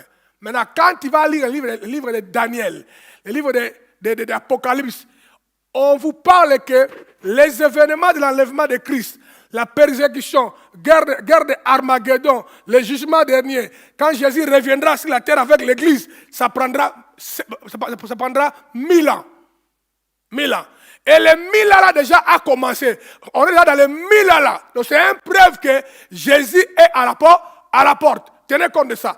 Alors le jour où je prendrai la force encore, peut-être 2022, alors je viendrai avec ça en détail, petit à petit, même pendant 6 mois, on parlera que de ça. Je ne mets pas beaucoup d'accent sur ça parce que ça nous intéresse moins. Ce qui nous intéresse, Jésus revient, on se prépare. Lorsque nous, on partira, ce qui restera ici à faire en bas ici, ça ne dit absolument rien. Parce que la vie continuera, les matchs continueront, la télé continuera, mais de la souffrance. De la souffrance. Moi, j'appelle Église les rachetés du Christ à rester calme, à activer la paix dans leur cœur, en menant une vie de crainte de Dieu et de plénitude du Saint-Esprit, sans laisser emporter par le matérialisme et l'attachement à ce monde. Je suis aussi convaincu que les enfants de Dieu, vivant dans la crainte de Dieu, ne vont jamais vivre la persécution et les fatalités que l'Antichrist va faire endurer à la terre via le gouvernement mondial qui sera permis par Dieu afin de sauver certains élus par les moyens du feu. Parce que nous serons déjà sauvés par la nuée, pour la nuée, avant que toutes ces choses arrivent, à l'exemple de Noé et de Lot. Vous connaissez l'histoire, hein? Quand Dieu a voulu tuer le pays de Noé, déjà il a sauvé d'abord Noé par l'arche. L'arche a flotté et puis les gens sont morts. Dans la période de Lot, quand Dieu a voulu tuer Sodome et Gomorrhe, il a fait sortir Lot et puis le feu est descendu. Et c'est le même phénomène qui sera avec l'Église. Quand l'Église partira avec la puissance du Saint-Esprit dans la nuée, on verra Jésus, il apparaîtra dans la nuée. C'est ce que dit la Bible. Parce qu'un ange a dit aux apôtres, pourquoi restez-vous les yeux tournés vers le ciel, regardant quelqu'un qui est enlevé au milieu de vous? De même manière qu'il est enlevé au milieu de vous, de même manière qu'il apparaîtra. Et vous allez le voir quand il apparaîtra. Nous les chrétiens, on verra Christ. Donc, avant que le monde arrive dans les dégâts, nous, on ne sera pas là. Livre des Psaumes, chapitre 91, versets 1 à 9. on tend vers la fin, soyez un peu patient. Celui qui demeure sous l'abri du Très-Haut repose à l'ombre du Tout-Puissant. J'ai dit à l'Éternel, mon refuge et ma forteresse, mon Dieu en qui je me confie, mon Dieu en qui je me confie, car c'est lui qui te délivre du filet de l'oiseleur, de la peste et de ses ravages. Il te couvrira de ses plumes et tu trouveras un refuge sous ses ailes. Tu trouveras un refuge sous ses ailes. Sa fidélité est un bouclier, une cuirasse. Tu ne craindras ni les terreurs de la nuit, ni les flèches qui volent de jour, ni la peste qui marche dans les ténèbres, ni la contagion qui frappe en plein midi. Si on voit aujourd'hui Corona, on n'aura pas peur de ça. Ça peut te toucher, mais ce n'est pas ça qui te tuera. Parce que nous, les enfants de Dieu, nous savons que Dieu nous protégera de toutes ces choses-là. Il nous enlèvera. Et le verset le dit, ni la peste qui marche dans les ténèbres, ni la contagion qui frappe en plein midi. Que 1000 tombent à ton côté et 10 000 à ta droite, tu ne seras pas atteint. De tes yeux seulement tu regarderas et tu verras la rétribution des méchants. Comment Dieu punira les méchants, tu les verras. Car tu es mon refuge. Ô Éternel, tu fais du Très-Haut ta retraite. Maintenant, quelques conseils pour aller finir. 1. C'était notre conclusion. Ça n'a pas été écrit bien, il fallait que les bas conclusions, ils ont raté les mots conclusions. 1. Pour conclure cet enseignement, 1. Si tu veux que le jour où Jésus reviendra, tu sois déjà préparé pour aller avec lui au ciel, 1. Nous devons veiller. Dis à moi veiller. Veiller. Dans le livre de Matthieu, chapitre 26, verset 41, veillez et priez afin que vous ne tombiez pas dans la tentation. L'esprit est bien disposé, mais la chair est comment? Faible. Nous devons veiller. Dans Matthieu chapitre 25, je vais tout expliquer ça enfin. Matthieu 25 et à 13. Alors, le royaume des cieux sera semblable à 10 vierges qui, ayant pris leur lampe, allèrent à la rencontre de l'époux. 5 d'entre elles étaient folles et 5 étaient sages. Les folles, en prenant leur lampe, ne prirent point l'huile avec elles. Mais les sages prirent avec leur lampe et l'huile dans des vases. Comme l'époux tardait, comme Jésus tarde, comme beaucoup de gens pensent. Comme l'époux, ça fait longtemps que Jésus n'est pas encore retourné, mon frère. Si tu vérifies, depuis que Jésus est parti, si on va dans le langage de Dieu, ça fait que 2 jours. Parce que 1000 ans égale pour Dieu. Vous comprenez, hein? Donc c'est nous, parce que nous comptons avec le langage humain. Donc depuis que Jésus est parti au ciel, il a dit, je reviens, ça fait 2 jours. Donc on dit, comme l'époux tardait et tout s'assoupir et dormir, tu vois, comme il tarde, Christian qui était engagé en train de prier en langue, il ne prie plus. Quand il rentre à la maison, il dort. Fatigué. Quand il se réveille, maman, il n'y a pas la nourriture, c'est tout. Les ailes, la crainte a diminué. Les ailes est partie. C'est ça. Comme l'époux tardait, tout soupir et s'endormit, se fatigue. Il ne prie plus, il ne veille plus, ils ne sont plus engagés. Au milieu de la nuit, on criait, voici l'époux, allez à sa rencontre. Alors, toutes ces vierges se réveillèrent et préparèrent leurs lampes. Les folles dirent aux sages, donnez-nous de votre huile, car nos lampes s'éteignent. Les sages répondirent, non, il n'y en aura pas assez pour nous et pour vous. Allez plutôt chez ceux qui en vendent et achetez pour vous. Pendant qu'elle allait acheter, l'époux arriva. Celles qui étaient prêtes entrèrent avec lui dans la salle des noces. Ça, c'est l'enlèvement. On dit qu'il y aura un mariage entre l'époux qui est Jésus et l'épouse qui est l'Église dans les airs. C'est ce que dit la Bible, hein? Dans la nuée. Donc c'est ça. Dans la salle des noces. Et la porte fut fermée. Plus tard, les autres vierges vinrent et dirent, Seigneur, Seigneur, ouvre-nous. Mais il répondit, je vous le dis en vérité, je ne vous connais pas. Je ne vous connais pas. Encore et encore. Veillez donc, puisque vous ne savez ni le jour ni l'heure. Maintenant, regardez encore, frère. Excusez-moi une minute. Regardez. On dit, veillez et priez. Dans les mots-là, veillez, et les paraboles des vierges, et ici, c'est Jésus qui a dit, veillez. Soyez prudents. Ouvre les yeux, vis en alerte, ne te fatigue pas, ne perds pas ta foi chrétienne. Les choses que tu as abandonnées, maintenant tu commences encore à reprendre ça. Tu avais déjà arrêté à aller dans les cafés-bars pour aller faire de l'ambiance. Maintenant tu as repris ça encore en désordre. Oh, c'est cet endroit qui t'a toujours corrompu à faire des bêtises.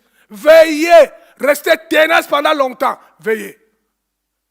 Veillez, soyez prudents. Soyez très prudents. Vous remarquerez que dans ces deux textes, le mot veiller est répété.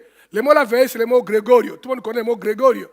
Grégorio veut dire une attention à la révélation divine. Ça veut dire que quand même je prêche, Jésus revient bientôt. C'est pourtant une révélation. Dieu est en train de parler.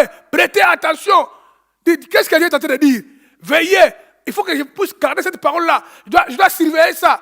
Mais lorsque la parole est prêchée, des révélations profondes, tu sors de l'église Impact, enacler ses poumons pour lire la Bible jusqu'à 4 h du matin, pour venir te prêcher. Quand tu viens, toi tu viens ici, tu les reçois à 1 h du temps. Dès que tu sors ici, tu oublies cela. Donc tu ne veilles pas. On dit veillez, une attention à la révélation divine, être conscient des menaces et des dangers qui est autour de nous. Le mot là veiller veut dire encore, un jour tu dormais dans ton sommeil, tu as fait un rêve. Quand tu t'es réveillé, tu étais conscient que Dieu m'avait parlé.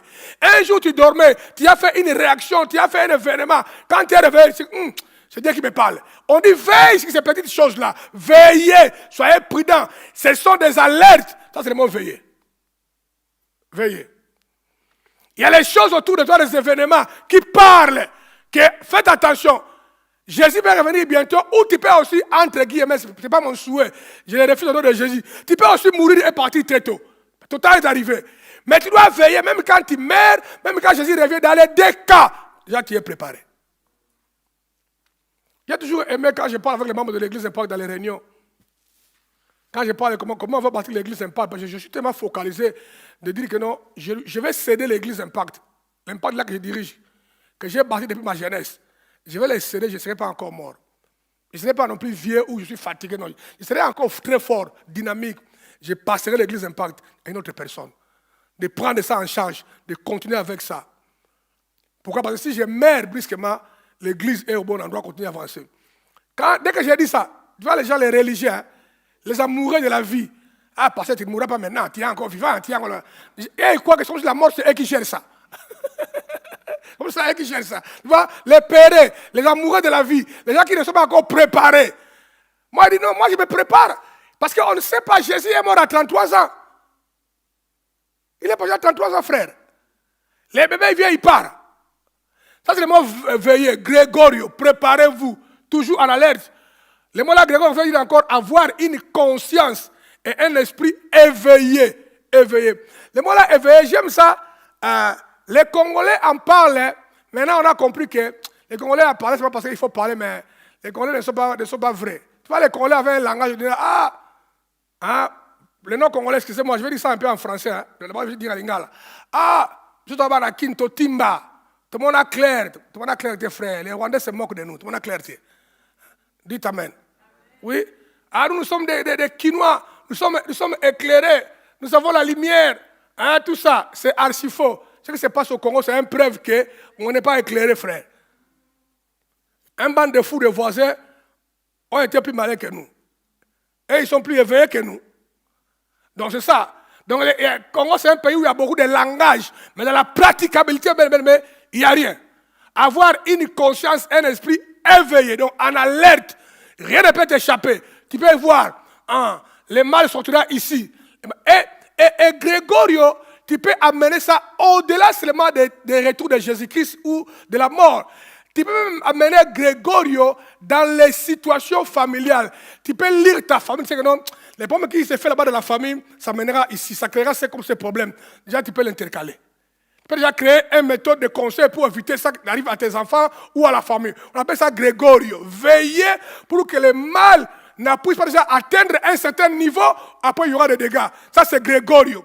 Donc, lire des événements avant que l'événement arrive à un niveau où on ne peut pas le contrôler. C'est ça que j'ai prêché les samedis. On appelle ça la sagesse.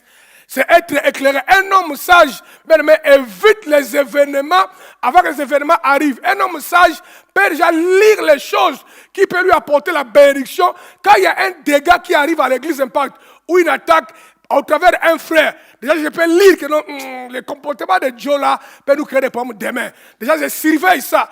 Et je sais comment je vais approcher Joe pour déjà libérer Joe de ce mal-là pour que, au travers de Joe, Satan ne entre pas. Ça c'est un leadership, ça c'est un parent. C'est le mot aussi, avoir une conscience, un esprit éveillé, en évitant tout endormissement et perte d'énergie dans le comportement. Ne perdez pas l'énergie dans le comportement. J'ai toujours répété ça, Georges. Makanda, rendez la vie facile. La vie facile, Patrick Chias au Canada. Rendez la vie est déjà compliquée, rend ça facile. On n'a que 3 activités principales, comme les petits robots. Le matin, le travail. Tu finis le travail, maison. Finis la maison, si c'est de l'église, église. Ne crée pas des trucs inutiles dont tu n'as pas besoin, où le diable va aller te tendre un piège. Si on me laisse le chemin, tu veux dévier, aller ailleurs, il faut que tes enfants, ta femme, ton mari soient au courant que non, hé chérie, j'ai quitté l'église, mais j'ai reçu un appel, je passerai chez Cody. Je serai un peu en retard. Donc, rendez la vie facile. N'allez pas te mettre dans les environnements où le diable verra que tu es venu dans son camp pour t'attaquer. Parce que le verset dit, veillez et priez afin que vous ne tombiez pas. Parce que le diable veut te faire tomber, Félicien. C'est ça, Félicien. Veillez. Grégolo, c'est ça. Simple routine.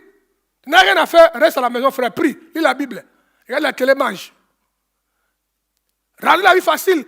Et il y a des moments où tu veux sortir, tu sors avec ta femme, avec les amis, les frères en Christ. Moi, ça m'arrive beaucoup. Parfois, je fais ça avec des frères. Une fois, je fais ça beaucoup avec des couples. Je prends quelques couples, l'église Impact, quand c'est un couple, on prend le véhicule, on sort. On va là où on veut. Parfois, on part en Wallonie, on joue le jeu de bowling. Avec les couples, on joue, on mange au restaurant, on regarde le film ensemble, on rentre. On s'amuse, mais dans un contexte qui est limité, où Satan, le diable, ne trouvera jamais une porte à pénétrer. Grégorio, veillez, parce que son mandat est de te faire tomber pour te préparer à la perdition. Si tu es en train de se disperser, mettez ta vie en ordre chrétien. Travail, maison, église. Travail, maison, église. Travail, un restaurant avec les amis sérieux proches. Restaurant. Tu vas manger avec maman et papa à la maison. C'est ça là, le Grégorio. Ne crée pas des choses, bébé, de mec qui peut te mettre dans une position de piège. Ne les mettez pas. En tant je ne dis pas que tu ne peux pas vivre. Hein? Parce que moi, je vis très bien. Je vis très très bien, je vais dans les bons hôtels, je fais des vacances avec mes enfants, je pars dans les bonnes villes quand j'ai l'argent, je visite des belles villes du monde avec mes enfants, je pars avec eux, on fait l'ambiance, on mange très très bien, mais est toujours cadré dans un environnement où mais tout est surveillé. L'ennemi ne me trouvera pas. Comment tu vas voir ça? Hein, Georges? Grégorio, tu as envie de s'amuser, Georges, c'est simple, prends Marthe. Marthe va aller faire un tour. On va aller peut-être boire un verre de jus, un verre rouge ici, au restaurant de l'hôtel Hilton. Tu es là avec ta femme, tu es assis, tu bois ton verre, vous parlez, vous mangez, vous discutez, vous rigolez, vous rentrez à la maison. Vous allez au cinéma, allez jouer le bowling. Tu es en train de faire le Grégorio, ouvrez les yeux, anticipe les attaques de Satan. Jésus revient bientôt. Ça, c'est mon problème. Parce que l'église est dans la distraction, Grégorio. Quand nous traiter bébé, moi-même quand je voyage, frère, vous savez, tous les pays que je voyage dans le monde, si c'est une centaine de pays, frère, je ne connais pas les pays là. Aéroport, boum. Les gens qui m'attendent là-bas, les passeurs, ils me prennent. Voiture, boum, hôtel. Demain le matin, je sors, salle de conférence. On finit, restaurant, hôtel. C'est comme ça. J'ai fini 3 jours, avion, Bruxelles. Il n'y a pas le tourisme, mais oh non, je vais aller, amène-moi dans les plages, je vais aller regarder les crocodiles, je n'ai pas le temps. Je n'ai pas le temps, frère. C'est là où le crocodile va t'attraper la jambe. On va t'appeler de passer en anglais mort à une la réunion. Parce qu'un requin a mangé. Avoir une conscience, un esprit éveillé en évitant tout endormissement et perte d'énergie. Ne perdez pas l'énergie, frère, dans le comportement et la foi. Comportement. Gardez le comportement pendant longtemps. Longtemps.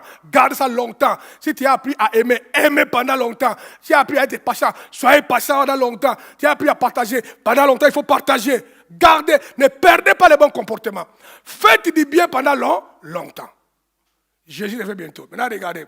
Une vigilance pour être capable de faire face à une attaque surprise ou un changement soudain de circonstances.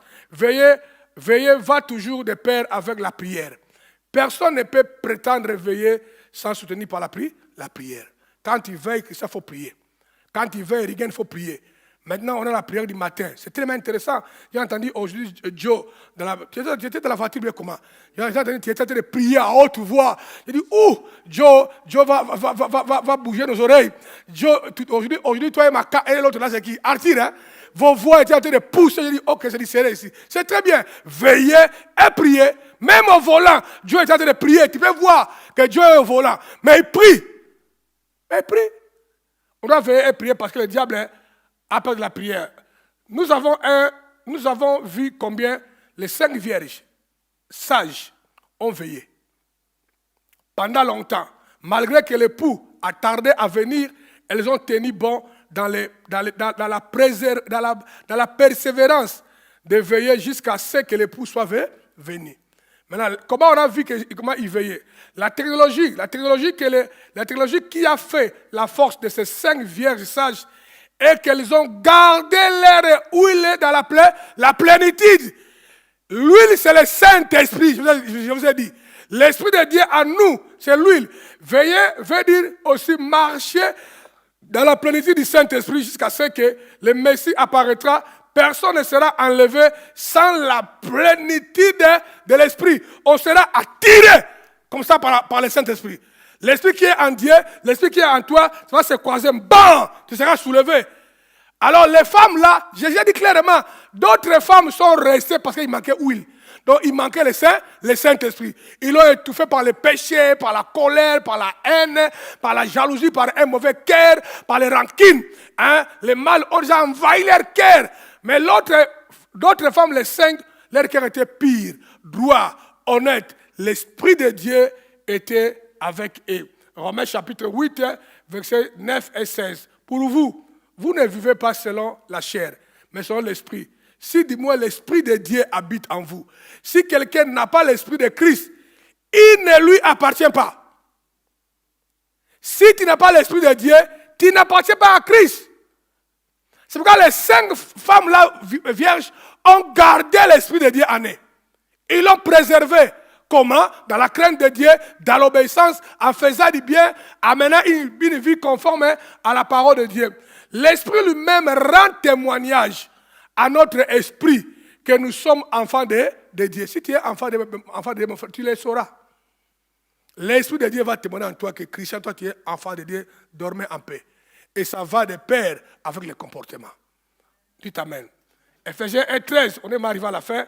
En lui, vous aussi, après avoir entendu la parole de la vérité, l'évangile de votre salut, en lui vous avez cru et vous avez été scellés du Saint-Esprit qui avait été promis. Le Saint-Esprit, c'est la gage. Scellé. Bam, celui-ci est sauvé. Le jour où Christ viendra, il va regarder. Oui, Anaclet a le Saint-Esprit. Venez. Oui, Anaclet n'a pas. Il reste. Ce sera comme ça. Et je vous ai expliqué le mot là, scellé, premier dimanche. C'est la méthode qu'on utilise dans les grands camions qui passent dans les douanes des pays. Avant que les camions quittent pour aller dans notre pays, la douane de ce côté ici va mettre des fils à la porte.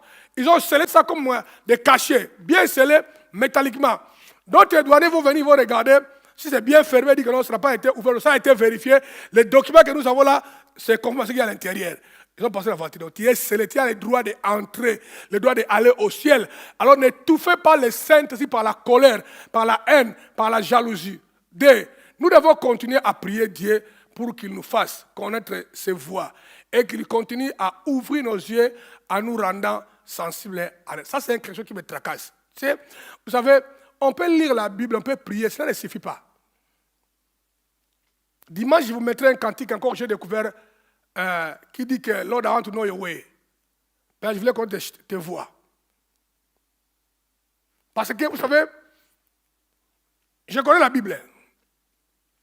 Mais j'aimerais découvrir les voies de Dieu, les méthodes de Dieu, par la révélation, par la sensibilité, Il y a des choses que j'ai fait. Je ne connais pas dans la Bible, c'est bien ou c'est mauvais. Mais l'Esprit de Dieu qui est en nous montre ses voies. Ça peut aussi nous le montrer par la parole de Dieu approfondie, mais par l'Esprit de Dieu. Et connaître les voies de Dieu, c'est un miracle. Raison pour laquelle le Dieu a dit aux enfants d'Israël, il leur a donné le miracle. Mais à Moïse, il lui a montré les voies. Si un jour tu dors la nuit, tu fais un rêve, Dieu te dit, Félicien, entre le miracle et les voies, tu veux quoi? Dis Dieu, je veux les voies. Parce que les voies de Dieu produisent le miracle. Mais le miracle ne produit pas ses voies. Donc quand quelqu'un connaît les voies, même quand un miracle est fait, au travers le miracle là, il peut découvrir qu'est-ce que Dieu est en train de poursuivre. Quelles sont les voies de Dieu cachées derrière les miracles. C'est intéressant. Quelques versets le disent pour clôturer. Puis Psaume 25, 8, 9 à 10. L'Éternel est bon et droit. C'est pourquoi il montre aux pécheurs la voie à suivre. Il montre la voie. Tous les sentiers de l'Éternel sont miséricorde et fidélité pour ceux qui gardent son alliance et ses commandements. Quel est l'homme qui crée l'Éternel? L'Éternel lui montre la voie qu'il doit quoi? Choisir. La voie, les voies de Dieu. Lorsque vous avez les églises comme l'église Impact, des églises qui apparaissent l'église un peu fortes en termes de culture, structure, dynamique, la stabilité, la chose qui fait la force de ces pasteurs-là, ils ont réussi à identifier les voies de Dieu. Mais dans l'église, ils imposent les voies de Dieu, qu'on appelle la culture, les méthodes, la philosophie. C'est les voies de Dieu. Au-delà de la parole de Dieu que nous prêchons, il y a les voies de Dieu. Il y a la culture française, il y a la culture congolaise. Si tu vois un Congolais, bien à Kin, à Paris, même à Kin, il n'a rien. Il a un pantalon qu'il a acheté dans les marchés à 10 $, on appelle tombola. En français, c'est quoi? Flipper, hein? Flipper, hein? Mais tu verras, flipperi, merci beaucoup. Tu verras, ce Congolais-là, la main dans la poche. Bien coiffé. À Kin, hein, il n'a pas mangé. C'est la culture congolaise. On nous a inculqué ça. Tu verras un Congolais bien coiffé, rasé, propre.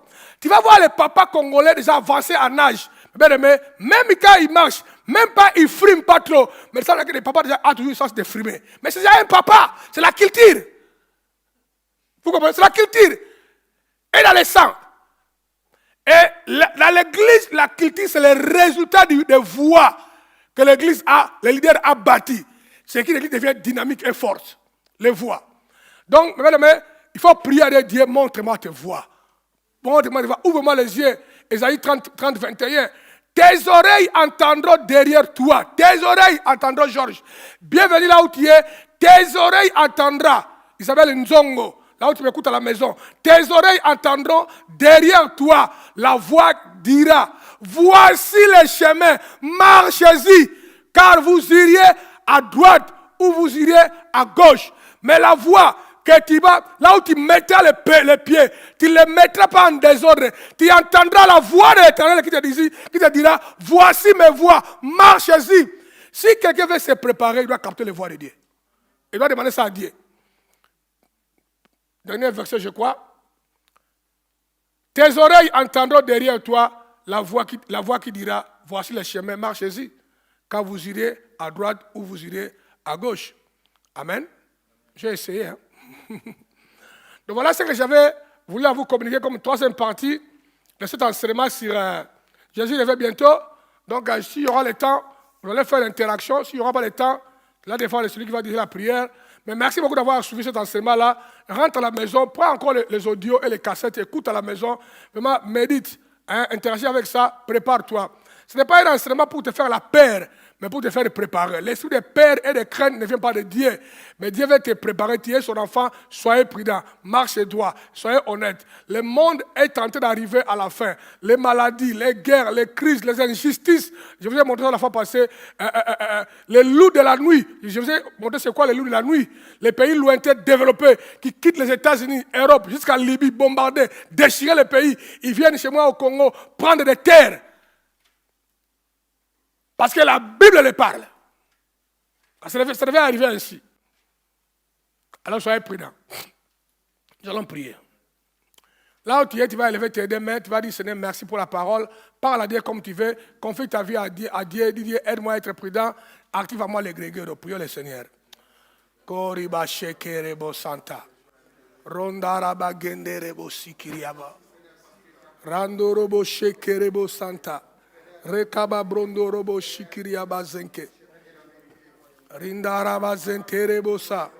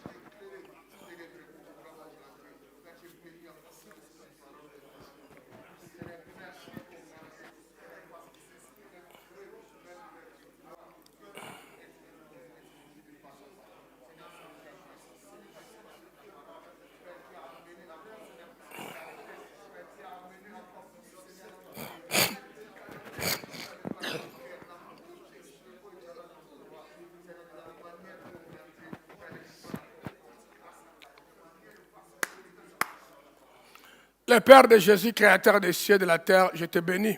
Merci pour ta parole. La Bible nous dit envoie ta parole et ta parole est guérie.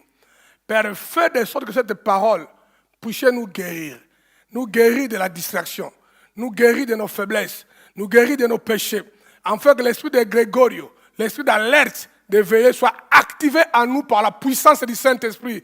Parce que nous ne savons pas à quel moment Jésus peut apparaître, mais nous savons qu'il revient bientôt. Père, mettez tous les membres de l'Église Impact en alerte, en téléchargeant dans nos vies la crainte de Dieu et la discipline. Père, bénis cette parole dans nos cœurs. Je prie au nom de Jésus-Christ qu'aucun membre de l'Église Impact ne reste esclave du péché. Délivre-nous de l'emprise des ténèbres par la puissance du Saint-Esprit, afin que nous puissions mener une vie qui te plaît, une vie de victoire, une vie de sainteté. Père, nous élevons nos mains pour te bénir, parce que toi, tu es un Dieu bon. Tu es venu nous alerter par cette bonne parole sur le retour de Christ. Sois honoré et sois sanctifié. Règne à jamais. L'univers entier reconnaît ta seigneurie, car c'est toi qui dis un mot et la chose s'accomplit. Nous te proclamons et te bénissons. Dans le nom de Jésus, notre Maître, Seigneur et Sauveur, nous avons ainsi prié, nous disons Amen. Que Jésus vous bénisse. Amen.